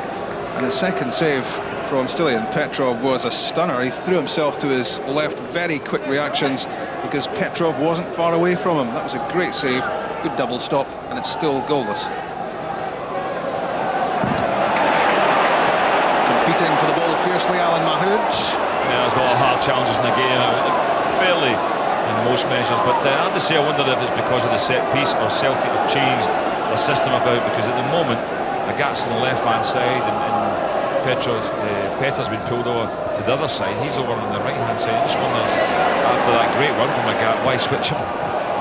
That's Petter. And that's Mjalby. Petrov, good touch. Good run from Chris Sutton, charging onto it, trying to turn that in for Mjalby. Chris Innes got in the way of it. Good play again from Sutton and good defending from Innes. Petter. Hooked away by Mitchell and McLaren. That's for Cocard, but Tom Boyd saw it coming, read it well. Petter, Thompson, and Yusuf Al-Haddon. That's for Sutton. Gary Hayes slipped. Played in early by Sutton, beyond Larsson, and Gus MacPherson taking no chances. He sensed that Didier Agat was in behind him, and he had to deal with that there and then. Corner kick. Yeah, good experience and good positioning as well. It was a terrific ball in from Sutton. I mean, he's had to whip that into the back post, and MacPherson's got between Larsson and Agat and got it away. But it definitely looks as if they have switched to the wing backs at the moment. although Petar's going out to the far side for this corner. It's Dillian Petrov. Took a touch, it looked to be off the arm of Durrant, but he didn't know much about it. Valharan, Thompson, good hit, and deflected, which made it difficult for Gordon Marshall. He's having a fine game, just as well for Kilmarnock. He adjusted in midstream there and made a good save. I think he got a bit of a break from the deflection, because I think it deflected actually towards him rather than away, because it was going wider than that, and it deflected towards the side he was diving on. So probably deserved a bit of luck today, Gordon Marshall, in terms of how he's playing. Gordon will be deciding man of the match later, and I don't think at the moment there will be too much doubt about it, but there was a lot of football to play in the second half. We've played only 5 minutes since the turnaround, and Kilmarnock trying to mount their first attack since the interval, but that's a goal kick. I was quite surprised at Bobby saying that he was happy in the first half, considering how Kilmarnock have played recently, and I've seen them in a couple of those games. I just feel they were well below the standard they'd set in other games. I know Celtic have made it difficult for them, but you expect a bit more from Kilmarnock being the home side. It's McLaren and Mahood. Johan Mjalby dominating in the air. Alan Thompson has had a good match, picks out Henrik Larsson. Larsson against Innes and MacPherson. Henrik Larsson still keeps possession, but he rolls that short from McNamara. Mitchell intercepted, then lost it. Here's Petrov, lining up the shot, still in Petrov, but he slipped at the moment of contact. And it trundled through towards Marshall. An awkward surface, quite a few players struggling to keep their footing. Cocard. He gets it back from Durrant, immediately closing down on Didier Agat. Look at how Celtic are pressing all the time, giving Kilmarnock no time on the ball, making it difficult for Kilmarnock to reproduce the sort of passing game they showed at Ibrox a week ago. Yeah, I mean, that's playing Kilmarnock at their own game. Kilmarnock are very good at it, and you work hard enough with good players working that hard and pressing, it normally works out well. But Celtic are doing that to them today, and that's probably why Celtic have had a measure of success this season in terms of the results. Here's Cocard, fires the ball across, and Johan Mjalby cuts it out, 2 in the middle for Kilmarnock. Ali Mitchell was there, and Andy McLaren was there too at the far post, hoping that that cutback would reach them from Cocard, but it was Mjalby who made the important intervention, corner kick. Yeah, it's the first real chance at Mjalby in perfect position, you have to say, just to get that away, splitting the two Kilmarnock forwards. McLaren with the corner kick, Durrant. Andy McLaren again, stretching out was a gap to get the ball away. That kills a little bit of momentum for Kilmarnock. Back in from Durrant. Headed in by Innes. Looking for a corner kick, but last touch was off his head. Kilmarnock might just take a little bit of encouragement from that. Celtic having made a very impressive start to the second half. Mahood and Durrant. After you, Claude. And it's given away. Here comes Peta. Two Kilmarnock players collide, that helps Bobby Peta. But it's not a good ball in, Innes away, it's not a good header. Thompson weaving his way through. Alan Thompson hits the deck, and there are players down all over the pitch. It's Gus MacPherson, I think, just collided there. I'm not sure, it might have been Fowler, I think he collided with around Mahood, but certainly he's got a sore one, went down there. And that was what let in Bobby Peta, and there was the collision as Alan Thompson tried to power his way into the penalty box. Not much malicious about it, I don't think. It looked fairly accidental, that clash with Mahood. But Thompson is a real threat. He's got pace and he's got power, and he's got dynamite in that left boot, and Kilmarnock really don't want him powering shots in on goal from that sort of range. Now, Celtic have been creating a lot of pressure in the second half, getting the ball into Kilmarnock's half, forcing them back in there, getting up openings as well, bringing saves out of Gordon Marshall, but you almost lost the first goal. 7 minutes into the second half, that opening for Killie. There's Jos Valharen's throw, and Chris Innes heading the ball away from Chris Sutton, but heading it behind, so it's another corner kick. And Celtic have a chance to keep the pressure on. Gus MacPherson's back in action, he's back on the pitch. In it comes from Petrov. Agat didn't get that controlled with his first touch, and he loses it to McLaren with his second. Andy McLaren slipped. Agat still has it. Very impressive, good stuff. That's what the Kilmarnock fans like about him. Very skilled and a scoring threat going forward, but he's willing to graft when he goes back as well. Yeah, the wing backs have switched again for Celtic. Well, it must have been just as a result of maybe one of the set pieces. They found themselves in those positions and just stayed where they were, because I got gone back to right wing back, better than the left. Just to confuse you, I think, probably. Well, I just like to keep the viewers informed of these things. There's Sutton, chested down for Petrov. Lofted forward for Larsson. There's MacPherson. Good play, good concentration. Unflappable at the back. He's been through a lot since coming to Kilmarnock from Ibrox. McLaren, sure of touch. Alan Thompson. It's for Larsson. Little flick towards Sutton. Dindeleux has it. There's a break for Andy McLaren, but he can't catch the pass. For once, evading his marker. Kilmarnock are going to make a change, I think, and it sounds as if it's going to be Peter Canero coming on as a change for Jamie Fowler, and that's the way we thought that Kilmarnock might have started, Gordon, with Gary Holt out. Yeah, I thought Peter Canero, who's a bit more first team experience than Jamie Fowler, might have got the start, but Fowler did okay in that first half. I thought he worked hard, he supported things well, just couldn't quite get forward all the time, but he's died out the game a little bit in the second half, and maybe with Canero's pace, I think Kilmarnock need an outlet now. They need to try and turn this around, they need to get themselves forward, need to get into Celtic's half, and the change will be made now. Canero still just 19, but very impressive in the early part of the season for Kilmarnock. And it's a fresh pair of legs on. Canero on, Fowler off. And that's a straight swap on the right side of midfield.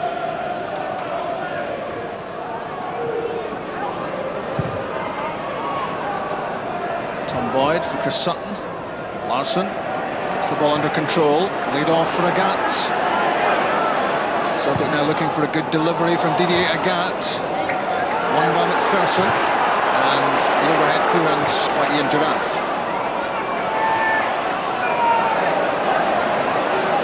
Boyd to Nelby.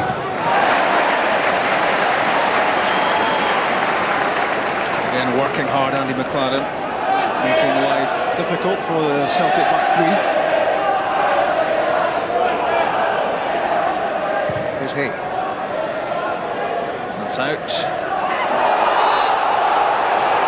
Before Cocard could get there. I mean, Kilmarnock were in a similar position for most of the game at Ibrox last week. They were penned in their own half, but they were well organised. They had that early goal to hold on to the lead, and then, but when they broke forward 3, 4, 5 players at times, put together some nice passing movements. That just hasn't happened so far this afternoon. But you know, the only thing encouragement they can take, Rob, is the fact that it's still 0-0 and they're still in this game. A heavy one by Agat and McLaren, advantage being played. Here's Mitchell. Supporting him is Gary Hay. And well cut out by Jackie McNamara. Saw that coming. It's given away. Mitchell. Looks back from McLaren, he's up and about again. Here's Gus MacPherson. It's Cocard. Tripped up and nobody there. Andy McLaren doing his best.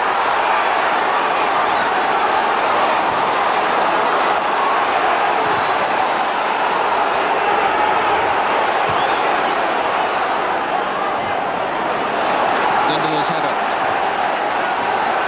And back from here to Marshall. You can sense Kilmarnock trying to step it up, trying to create some chances in front of Jonathan Gould.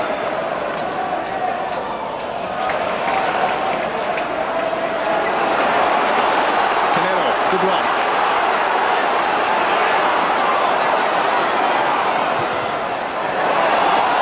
In comes Mitchell. Mitchell and MacPherson got in each other's way. It could have been a chance for Kilmarnock. Breakdown in communication between the pair, and now Celtic on the counter. Instant control from Larsson. Stopped by Mahood. Onto it is Peta.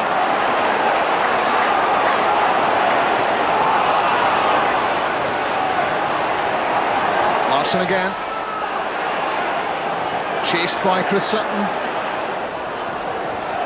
Oh, did well to keep that in. Lovely touch from Sutton. In the way, guess who? Freddie Dindeleux.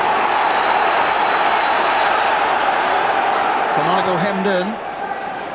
Valhanan to Agat. Inside then outside. Away from Mitchell. Deflected off. Ali Mitchell. Here's a chance. And Alan Thompson gives Celtic the lead. Not picked up as he came in at the far post. There was a deflection on the way as the ball came in. And Alan Thompson opens the scoring. Well, it came at the end of the best spell of football in the game. Rob, both ends, Kilmarnock had very good attacks. Got unfortunate deflection across the Killie defence, but there was 3 Celtic players all going for it. Kilmarnock was standing still at the same time. Look at this there, it's deflected. Larson's missed it there. Thompson has done very well to sneak in at the back post and put that away. But what a good bit of football it was, I say. Both ends started with Kilmarnock with a fine attack, didn't quite create anything, and then Celtic getting forward at the other end. And the early cross caused Kilmarnock the problem, and Thompson put it away. Probably in terms of the balance of play, no less than Celtic deserve. Kilmarnock won't want to see that video replayed to them because there were defenders static as the ball was sliding across goal. Alan Thompson certainly wasn't static, and he rattled in his 3rd goal for the club. Celtic hit the front. 16 minutes into the second half. A test now of character as much as anything else for Kilmarnock. Can they respond?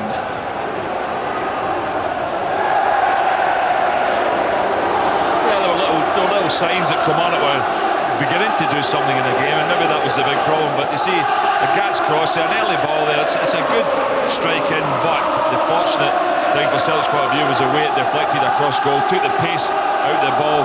But the Celtic forwards reacted a lot better than Kilmarnock's defence, which was pretty static there. And Thompson doing well just to sneak in at the back post. He's read the situation, he's anticipated what might happen, and he's put it in the net. And you saw there what that goal meant to Martin O'Neill and John Robertson on the touchline, doing a jig of delight. Thompson for Celtic, 1-0. Petrov, that was off Willie Young. A little stun.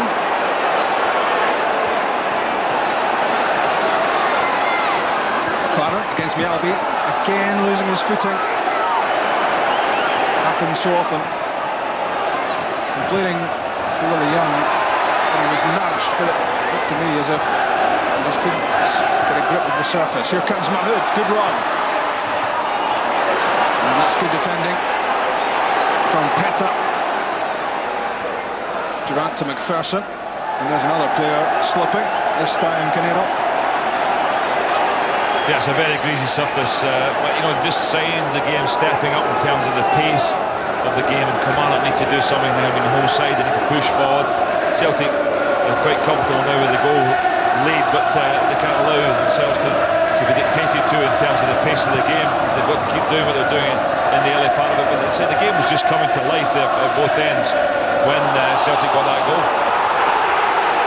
Alan Mahood, another player slips. Thompson, the goal scorer.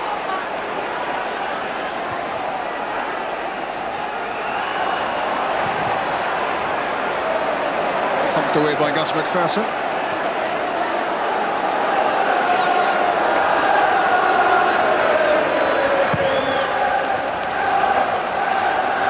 Gould for Petrov. Back to him from Sutton. And McNamara.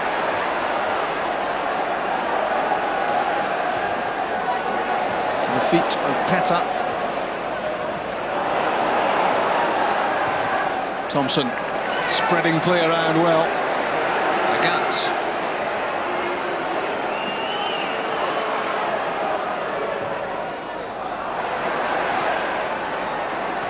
Thompson. Delicate little touch with the outside of the left foot intended for Sutton.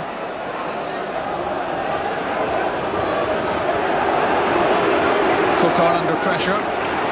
Gets it away to Mahood.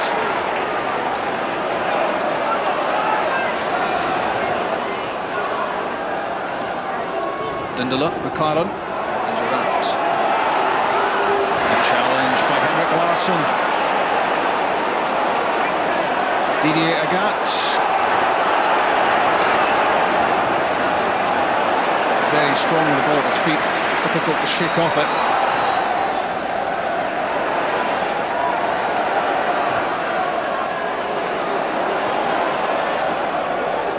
Peta cuts in. Henrik Larsson goes round the outside. That's for Peta again. Settles for the corner kick off Gus MacPherson. The one thing you have to give Celtic credit for is the work rate of the players today. They have certainly put in a real shift, because that's one thing you can always expect from Kilmarnock, and you've got to match Kilmarnock, and I think Celtic have done more than that in terms of closing them down, and also when they win possession, the amount of support and work for the team. Both wing-backs, Agat and Peta, have done a lot of running, Rob, into wide areas and holding the ball for them. Stilian Petrov in, missed by MacPherson. The whistle had gone. You were talking there about the work ethic. Henrik Larsson just a couple of minutes ago was sprinting back into his own half to make a challenge, and that just about sums it up. That's Larsson's philosophy anyway, to be honest, but Martin O'Neill has that feeling running right through the team now. If possession is lost, it's quickly won back like that. Larsson to Sutton.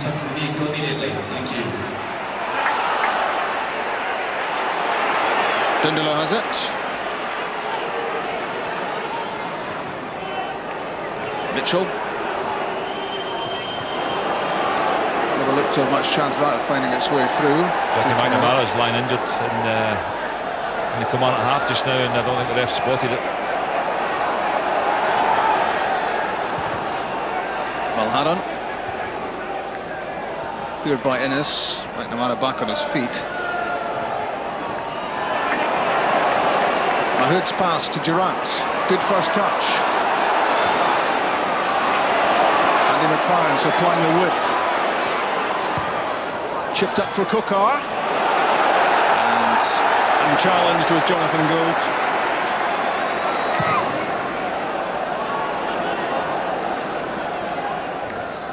McNamara looks to have run off that knock.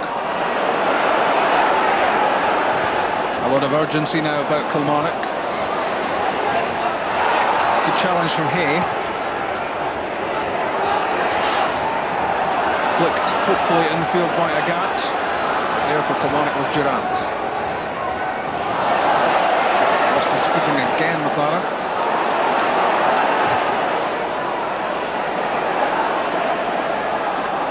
Larsson's lay off.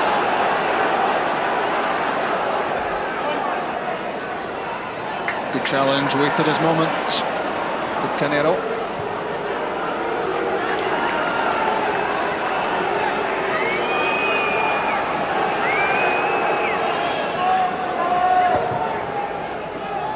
Only 2 minutes left, and Celtic 1 up. If you've just joined us, Alan Thompson with the only goal so far. We spoke about Kilmarnock being static as the ball slid across the goal mouth, but very alert was Alan Thompson. It was a very sharp finish from him. His third goal in his time at Celtic Park. Next live match from the SPL next month is at Tynecastle, and that could be a crucial match as well. Hearts against Rangers, Sunday, December the 3rd. Well won by Agat. Blasted over the top, but certainly credit to him for creating the opportunity for himself. Yeah, a marvellous effort. I mean, a good challenge from him, definitely like a defender's challenge. Just couldn't steady himself and go over the shot enough to put it away in the far corner. What a bargain signing has been for Celtic, no doubt about that. He's got on the side, came basically as a striker, and has ended up playing this wing-back position, but doing it really well. That's well played by Gus MacPherson, and given away by Gordon Marshall. Clearance straight to Stilian Petrov, who's being held back. Advantage played. And now Agat. 6 months ago he was playing for Wraith Rovers. Hard to believe. Turned in a top quality performance in his homeland of France in the first leg against Bordeaux. Here's Peta. Bouncing towards Petrov, but Mitchell got his head to it. Durrant, McLaren, Ian Durrant slipped as he played it. Thompson, very composed again in the midfield.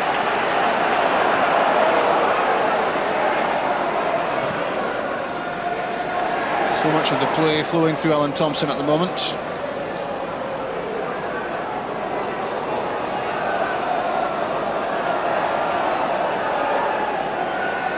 Here he is again.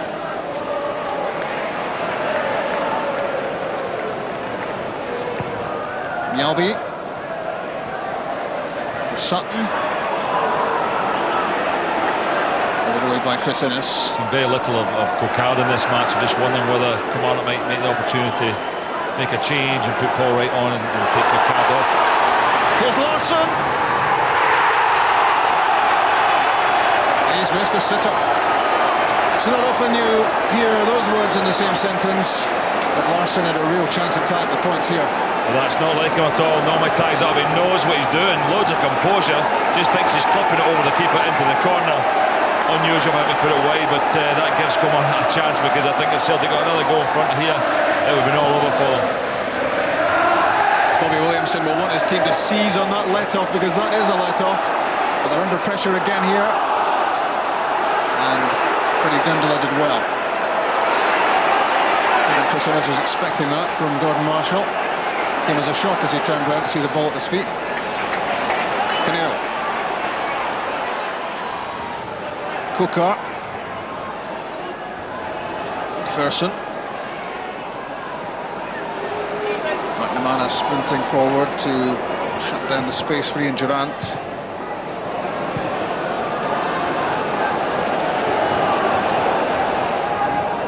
And Paul Wright is stripped and ready for action in the dugout. The first break of play, I think we'll see him on. Mitchell did well. Canero.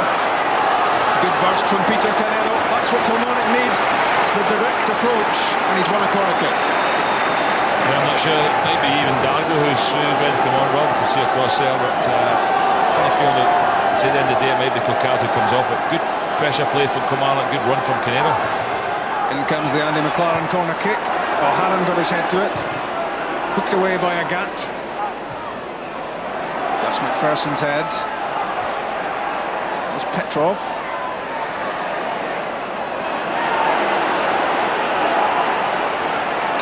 There's a good challenge by Gary Hay. I think it is Craig Dargo on the far side. Scored in midweek against Hibs in the League Cup, and Jim Clark issuing the instructions to him about exactly what he wants him to do. We reckon it's Cocard off, Dargo on. Mjalby to Sutton, good touch. Dindeleux got there before Larsson.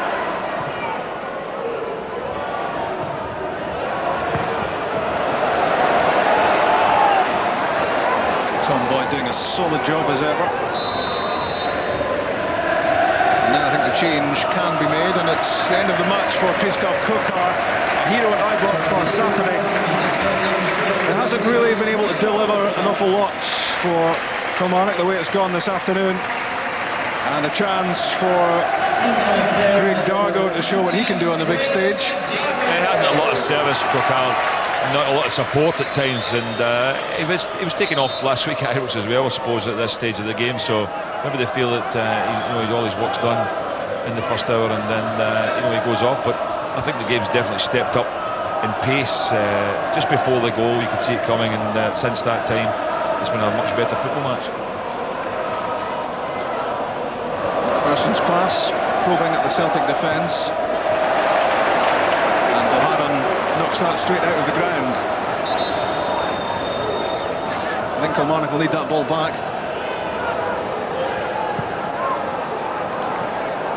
Yep, it's there. I might go out and look for that one tomorrow morning, Rob. That could be under your car. Could be.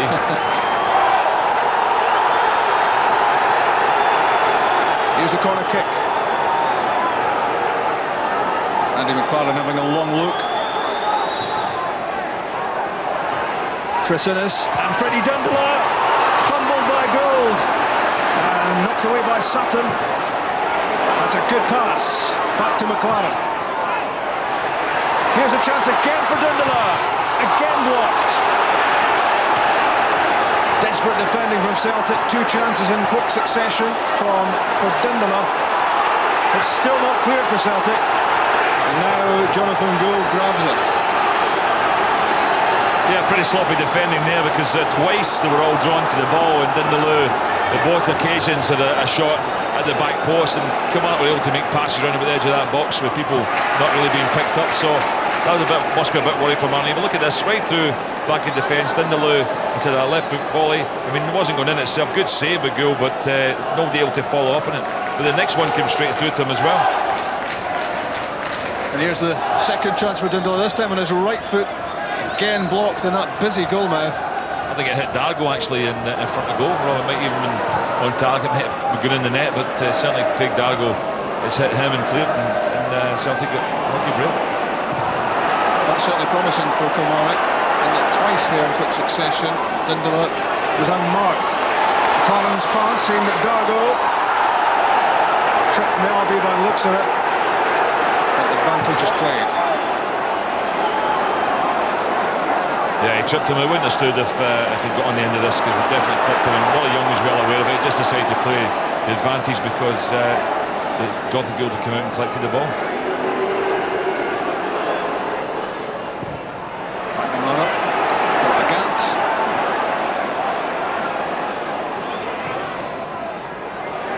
Alan Thompson. And now wide left with Peta. No free kick, says Willie Young. It's immediately given away by Canero. And Peta for Larsson! Must be this time. Take your time, Henrik. And cleared by Gus MacPherson. Well, in the space of a few minutes, Henrik Larsson has spurned 2 terrific chances to tie up the points for Celtic. Well, that's incredible. I mean, he showed great ability, and it was lovely footwork from him, but certainly he should have put this in the net. Now, that's when he should have played it, really. Took far too long, far too elaborate, and Kilmarnock plenty of players back to block it, and Henrik Larsson already with a mind at the moment. It's going to be a yellow card now, I think, for Bobby Peta. Yeah, he's obviously complaining a bit about the previous foul, but if Celtic don't get the points today, Henrik Larsson, I think, will be blamed certainly for the chances that have gone to begging. That was exactly the thought, Gordon, that was going through my head. Henrik Larsson will rue those 2 chances if Kilmarnock battle back to get a draw out of this. Unusual to see any sort of chance going a begging when Henrik Larsson's around. Normally so clinical with his finishing. But with these 2 possibly trying a little bit too much instead of doing the simple thing. Here's a Gant. Working hard to win it back. It's a good ball from Tom Boyd. Lands at the feet of Alan Thompson.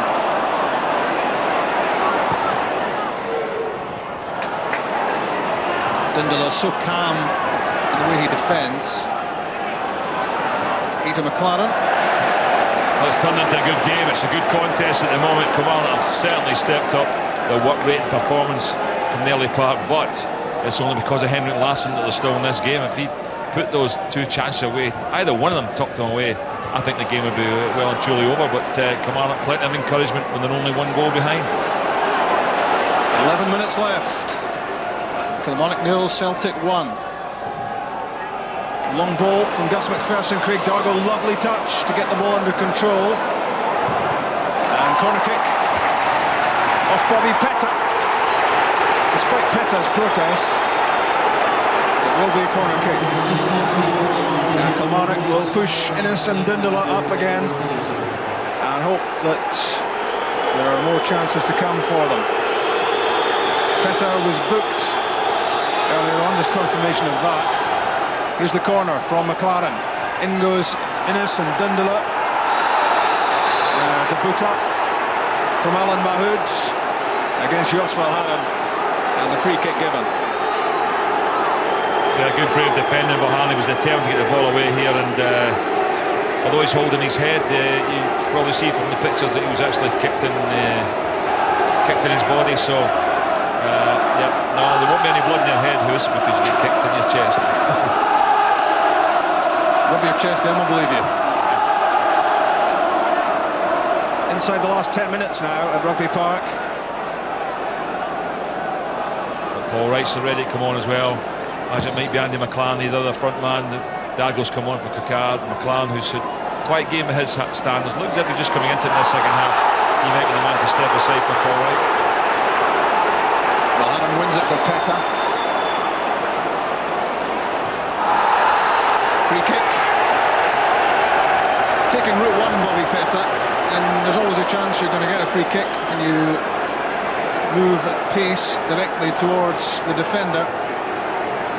And he gets a free kick for the click on his heels of Alan Mahood before Gus MacPherson arrived. And Celtic for the set piece of Yusuf Al-Haram up alongside Chris Sutton and Henrik Larsson. Didier Agat is up there as well at the edge of the area. In from Thompson, up goes Al-Haram. Cleared by Canero, only as far as Petrov. Still in, Petrov keeps his feet well. Here's Larsson. Prodded away by Dindeleux, who's hurt. Back to Mjällby. Sutton. And now Thompson. Couldn't get over the shot on the volley. It's for Gordon Marshall. This was comfortably over the top. There's Kilmarnock. Another change, and Andy McLaren is off, and Paul Wright is on. Last throw of the dice really for Bobby Williamson as he tries to salvage something out of this game. Yeah, they get a bit of pressure running with the Celtic box. Wright, such a good striker of the ball, good finisher, good predator in there. He will looking just to get something if it's bobbing about, and it's the last throw of the dice, you say, Rob. They've got to try and get back in the game, but it's still at 1-0. They've always got a chance.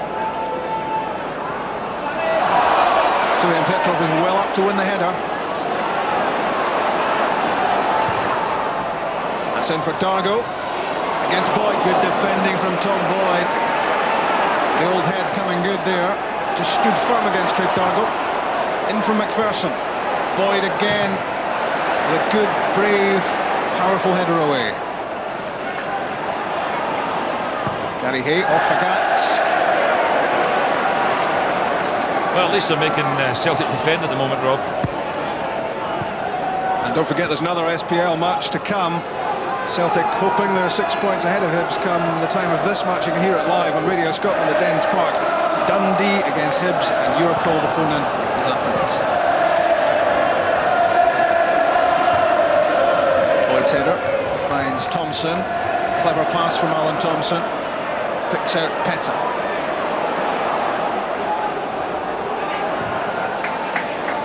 Al-Haram got that away just in time before the arrival of Mahood.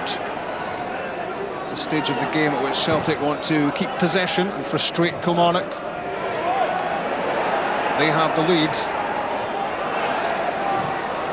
1-0 and could have been 3-0. But the way it stands, there is still a way back for Kilmarnock.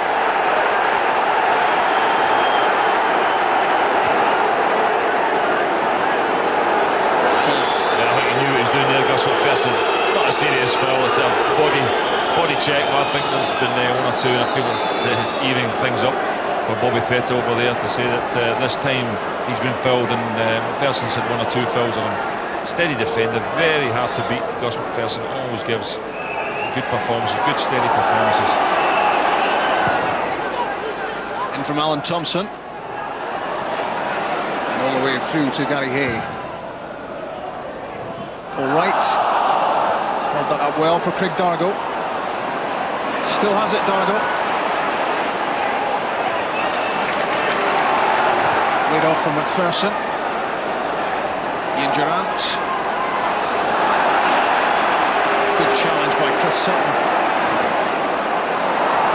Not one to stand on the halfway line when the other side is in possession. And that was a level of how hard Celtic are working. Rob Sutton back there making the tackle in midfield, and the person who won the fallout from the tackle was Larson, who was alongside him. So I mean, they are putting in a good shift just now. Celtic desperate to hold on to the 3 points.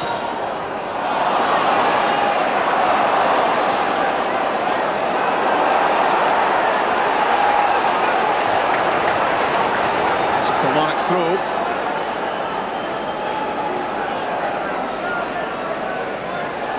Into the last 5 minutes of the match at Rugby Park. Celtic 1 up. Alan Thompson, the only goal scorer so far. Kilmarnock will want to throw everything at this in the closing stages to try to salvage something and maintain their unbeaten run, which at the moment threatens to come to an end after 12 matches.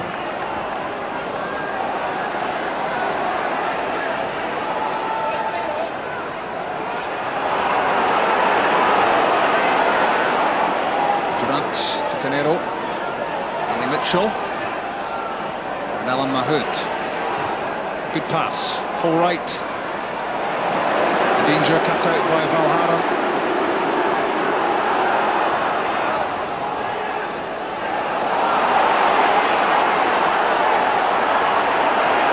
Gats relieved of possession. Dindeleux to Hay. Launched through the middle. Comfortably dealt with by Valharan. Nyalby to Sutton. Maybe Healy's been called down there by the Celtic bench, just wondering whether he's going to be put on to try and show the thing up at the moment.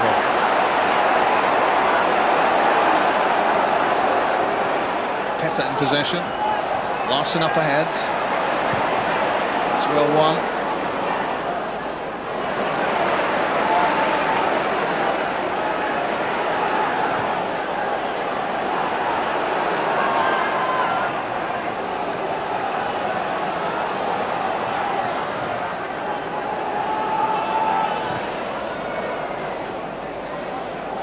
Celtic keeping the ball, that's all important. Until then, when Bobby Petta gave it away.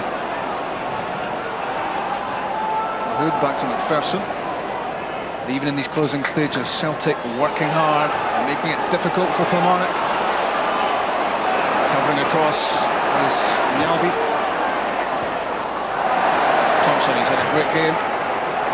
Through for Sutton, Dindeleux was there. That's Petrov. Larson's after it. Innes finds a good header. And there's Gus MacPherson all the way back to Gordon Marshall.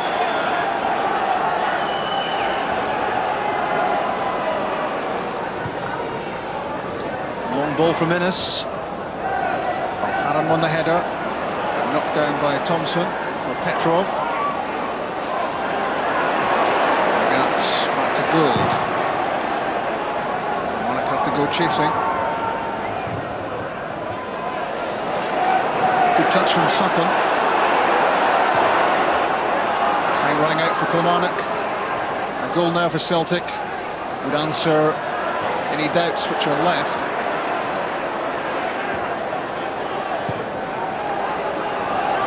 Celtic's 21st match of the season. And it looks very much as if Helsinki remains the only blot on the landscape in terms of the only defeat Celtic have suffered under Martin O'Neill. Mara's header. Canero has it. MacPherson played that first time, he was off balance, and the minute he played it, Gus MacPherson knew that was heading out of play at a time when Kilmarnock desperately want to keep the ball in play. Yeah, as I thought Healy's going to come on, it looks like Petrov going off, and so that's just to keep things shored up. Healy, fresh legs on there in that midfield area, had a good game midweek against Hearts, and he'll go in there and work hard, because Kilmarnock are trying to get things going in that midfield area. Not quite doing it, but as Celtic finished with 3 points here today, despite the last misses, it's an excellent three points to get for them, because it's a game fraught with danger coming to Rugby Park with the way Kilmarnock are playing, but Celtic have handled it very well. Another good challenge by Dindeleux, the polished Freddie Dindeleux. Good pass as well for Craig Dargo. Off Valharan, wins the throw. Kilmarnock are running out of time, 30 seconds left. Who's the man of the match? Would he be wearing red by any chance, Gordon? Yeah, I'm going to give it to Gordon Marshall. Marvellous game. And the header at the other end from Paul Wright, drops it over the crossbar. But, well, he had a good save in the first half, didn't he, from Chris Sutton's downward header, but the two at the start of the second half were superb. Yeah, excellent saves. No chance for the goal. I mean, that's the only thing. He was left stranded there. Didn't have an athlete with it going into the back post, but apart from that, I might even give him credit for putting Larsson off for one of his misses as well. But I've got to say that I think overall there's been some good performances all round, but I think Gordon Marshall definitely just pipped I think Alan Thompson for the man. Yeah, Alan Thompson was very impressive for Celtic, apart from his goal. Lots of work rate from Thompson, and his use of the ball superb as well. Marshall launches it downfield, played first time by Paul Wright for Craig Dargo. Baharan taking the safety first option, and now the Gats. We've played 30 seconds of added time. It's Chris Sutton. He'll just try and keep it at this stage. Off Alan Mahood, Celtic's throw.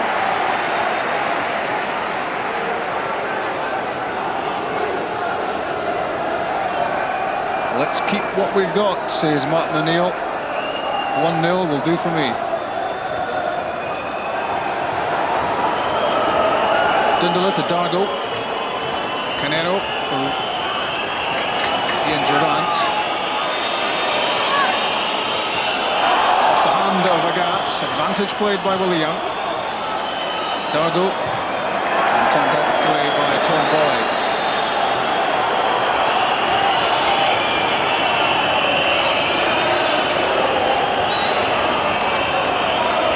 Frustrated face of Bobby Williamson.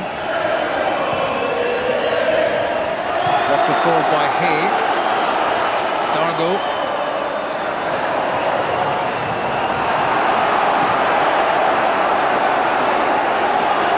Henrik Larsson. Colin Healy's up ahead of him. Heavy challenge by Chris Innes. A Celtic free kick. That's good experience there from Larsson. He knew exactly what he was doing. He just waited for the challenge to come in. He waited for Innes to commit himself in, just touched it on, took the full brunt of the tackle, but it was a foul. But Larsson is just wasting time for Celtic. Experience tells him that just want to kill time in this game. We've played 2 minutes of stoppage time. In from Thompson. And Willie Young having a look at his watch. There's the full-time whistle. Alan Thompson's goal is the match winner, and Celtic maintain their unbeaten domestic record. Now 6 points clear at the top of the SPL, with Hibs to play Dundee at Dens Park later on, and Martin O'Neill will be absolutely delighted with another thoroughly professional show from his team. But for some very uncharacteristic Henrik Larsson finishing, I think, Gordon, the difference between the two teams would have been a little bit more marked. Absolutely. To win leagues, you have to grind out results, and people say Celtic have been doing that. But today was more than just grind. Today also, if you take into account the goal, but the chances Larsson missed, and the fine saves from Gordon Marshall, all round Celtic thoroughly deserved to win. So the live match at Rugby Park, very compelling stuff. Two teams who'd prepared well, knowing what each other would do. They cancelled each other out for a long time. One goal settled it. It was Alan Thompson. Celtic have won their 21st match of the season by 1-0, and these Celtic supporters heading homeward happy. It was at this time last year that things started to fall apart under John Barnes. Celtic started drifting behind Rangers, and it was to be a very disappointing season for Celtic. It looks a completely different picture this season. But let's hear from the man of the match, and unlucky to be on the losing side, Gordon Marshall with Chick. Gordon, did you feel Kilmarnock were unlucky to lose that game? I thought we played very well. We've been doing well the last few weeks, and I don't think we disgraced ourselves today. I thought maybe we didn't play as well football-wise, but we showed a lot of determination and a wee bit unfortunate. I guess there's more pressure on the more you keep winning, because the expectancy level rises all the time. Yeah, of course, but I think we'd rather be in that position than getting beat or drawn. You know, it's been enjoyable. It's now come to an end. We need to pick ourselves up and go again. You must be delighted with your own form. I'm in the losing side today. Fair enough, a couple of saves, but I'm in the losing side. Very disappointed at the goal we lost. A couple of deflections, and it ends up. I don't know who it was that scored actually at the far post, but you know, he gets a free chance. We lose the game, and disappointed. There's a point of information that was Alan Thompson, but that wouldn't concern you too much. In the Commander dressing room there, do you feel that you are capable of matching the Old Firm over the distance? Why not? I think we've played very well against them this year. Fair enough, Celtic have beat us twice, but I think we've been improving. We're certainly a huge improvement in last year, and I think that's the biggest thing for us. You know, we've got to give ourselves a pat on the back for the amount of work we've done so far. And as I say, we'll kick on and go again. More to come from this Kilmarnock team? Definitely. I'm sure they'll all be hurting there, and I'm sure we'll be looking forward to this Saturday. Well, some consolation for you. You've been named Gordon Bank of Scotland SPL Man of the Match. Well done, son. Thanks very much. Cheers. Okay, good stuff. All right, cheers. Yeah, some small consolation, but it is small consolation. The end of Kilmarnock's long unbeaten run. And over the piece, I wouldn't think, Pat, that they can have too many complaints. Celtic, I think, well worthy of the 3 points. Yeah, they were the better team, Celtic, and they had the better chances. There was a couple of good chances for Kilmarnock themselves, but certainly Celtic deserved it. But you know, they're not that far ahead. I mean, I'm thinking last year Rangers were a long distance ahead, not just in points, but in play and quality of play. I don't know if Celtic are that far ahead of all the other teams here, and Kilmarnock showed it with a good fighting display today. No doubt about it. Having said that, it was a good professional all-round performance by Celtic today, wasn't it? I thought it was a great job of Celtic today. You know, you've got to remember, Kilmarnock have gone to Ibrox last week and taken all 3 points. So for Martin O'Neill to get a side to come here and win 1-0, and it could have been more. I thought it was very professional, and all credit to him. Yeah, let's take a look at the goal then, which is the winning goal 15 minutes into the second half. Alan Thompson, the scorer, Pat. Maybe should have been Henrik Larsson. I think Davey noticed it right away. Henrik Larsson had a little tussle with Chris Innes. If Chris Innes would have actually been able to keep his feet, he could probably have got to it. But in the back post there, Gus MacPherson hadn't really followed in, and he'd actually been up the park attacking moments before. So there was a nice little deflection that helped them there, but any one of 3 of them could have put it in the end. You don't quite see it in camera there, but Innes gets involved with Larsson just before the ball's delivered in, and it makes him slip. And maybe the young lad, you can see it now, he gets involved, gets slipped instead of concentrating on his own job. He might have been there to clear it, and obviously Alan Thompson gambles and scores at the back post. That's right. Following up well. Larsson missed it in the near post. In fact, Henning went on to miss a couple of further chances, and I can't remember that ever happening before, Pat. Normally he's absolutely reliable in these situations, isn't it? On the positive side, he's still getting into the positions to score the goal, but to be honest, and Henry will be very, very disappointed in that. You know, he sets high standards for himself, and he's not quite looked himself. Quite often when players come back from an injury, you have a good little spurt, and then they tail off a wee bit. I think possibly for a week or 2 he has tailed off a bit, but there's no doubt at all he'll be back. Oh, no question about that. He's too good. Bobby Williamson is standing by. He's with Chick. Bobby, we obviously unhappy with the defeat. Were you happy with the team's performance? Yeah, no complaints there. Proud of every one of them. They ran their socks off and gave us everything they've got. Unfortunately, need a wee break in games like this, and it certainly went Celtic's way. I was saying to Gordon Marshall that the more you win, the expectancy level becomes higher for you. Do you find there's more pressure in the dressing room in that case? Well, if it is, they're holding it in well, but no, the expectations are high. If you get a result against Rangers, expect to do the same against Celtic, but I can assure you, people within the game know that we'll give it our best shot, but on the day Celtic were just that bit too good for us. You said at half time you were happy with the way things were going so far. Did you feel you were capable of getting a goal in the second half? Yeah, I thought we were capable of scoring goals at any time in a match, and you just need a wee bit of guile and a wee bit of luck. Christophe Cocard's getting behind, great ball across the face, and it's disappeared for us. And I think Dargo was a good substitution. Craig cleared one off the rail line, I think, from Freddie Dindeleux. So it's just the wee breaks you need. Sometimes they go in, sometimes they go against you, and it's went against us today. You did lose today, but you have shown over the last 2 weeks that you're very capable of matching the Old Firm. Yeah, we've got to match everybody in this league. We've proved today that we're no soft touches anyway. Celtic had to work very, very hard for the 3 points, and as I said, I think they might just have edged it today. Thanks, Bobby. Well done. You're welcome. Bobby Williamson, Kilmarnock manager, and we're talking about Henrik Larsson's unaccustomed failure in front of goal. We can see one of those now, in fact. His confidence is obviously one of his greatest attributes, Davey, and that certainly wasn't missing today because he was looking to make it easy for himself. Oh, he does brilliant to get himself in these positions, and I mean, it's good movement. He just puts it away. But you know, on another day he scores 2 or 3 goals there, and it's not mattered today. So maybe next week when his goals are needed, that's when they'll count. That's Did everything right, really, didn't he? That's maybe one of the differences really between Kilmarnock and Celtic in the long term. I mean, Kilmarnock scored 19 goals in the league this season, and you know Hearts will score more goals than them. Last season that was Kilmarnock's problem as well. So far they've managed to stay at the top. Over the piece, over the length of the season, if you're going to stay up there, you need somebody who's going to score well into double figures, and it doesn't look as if they've got anyone who's going to do that. No, they don't have someone they can rely on for that number of goals. In fact, their best chance today maybe fell to the defender, Freddie Dindeleux. In fact, almost a double chance, there, really, wasn't it? It was. I think you'll see from this corner kick that he gets his first opportunity, and it comes through the back. He connects well, and it just doesn't fall to a Kilmarnock player on another day. You might get a bit of luck and it falls to you. And I think this is the second one when it comes in now.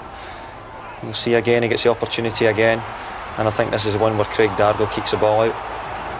That's the point Bobby Williamson's making, really, isn't it? That on another day, that's a goal, isn't it? And it falls to one of your own players. There's someone like Paul Wright, who's a very natural goal scorer. If he was in that position, it may well he could probably have turned that into the net, because that's where he lives and makes his living in the game. You know, he's very good in that area. But as I say, he was quite unlucky, but no break there. But probably they didn't deserve to get any more than a narrow defeat, really. Yeah, they did in the end. All right, let's hear what the Celtic manager Martin O'Neill thought of it all. Martin, you must be happy, obviously, with that result. I'm delighted with the result. Thought it was very, very difficult game, as I knew it would be. Kilmarnock have on a great roll at the moment, but so are we, and I thought we deserved to win the game. It doesn't seem to matter who you bring into your team, it all seems to work for you. We're talking about the changes before the match. Well, I wish that was absolutely true. Far from it. We made a couple of changes here for the side. Lubo, I suppose, played 2 hours of football on Wednesday night. He'll get himself prepared now for Thursday's game against Bordeaux.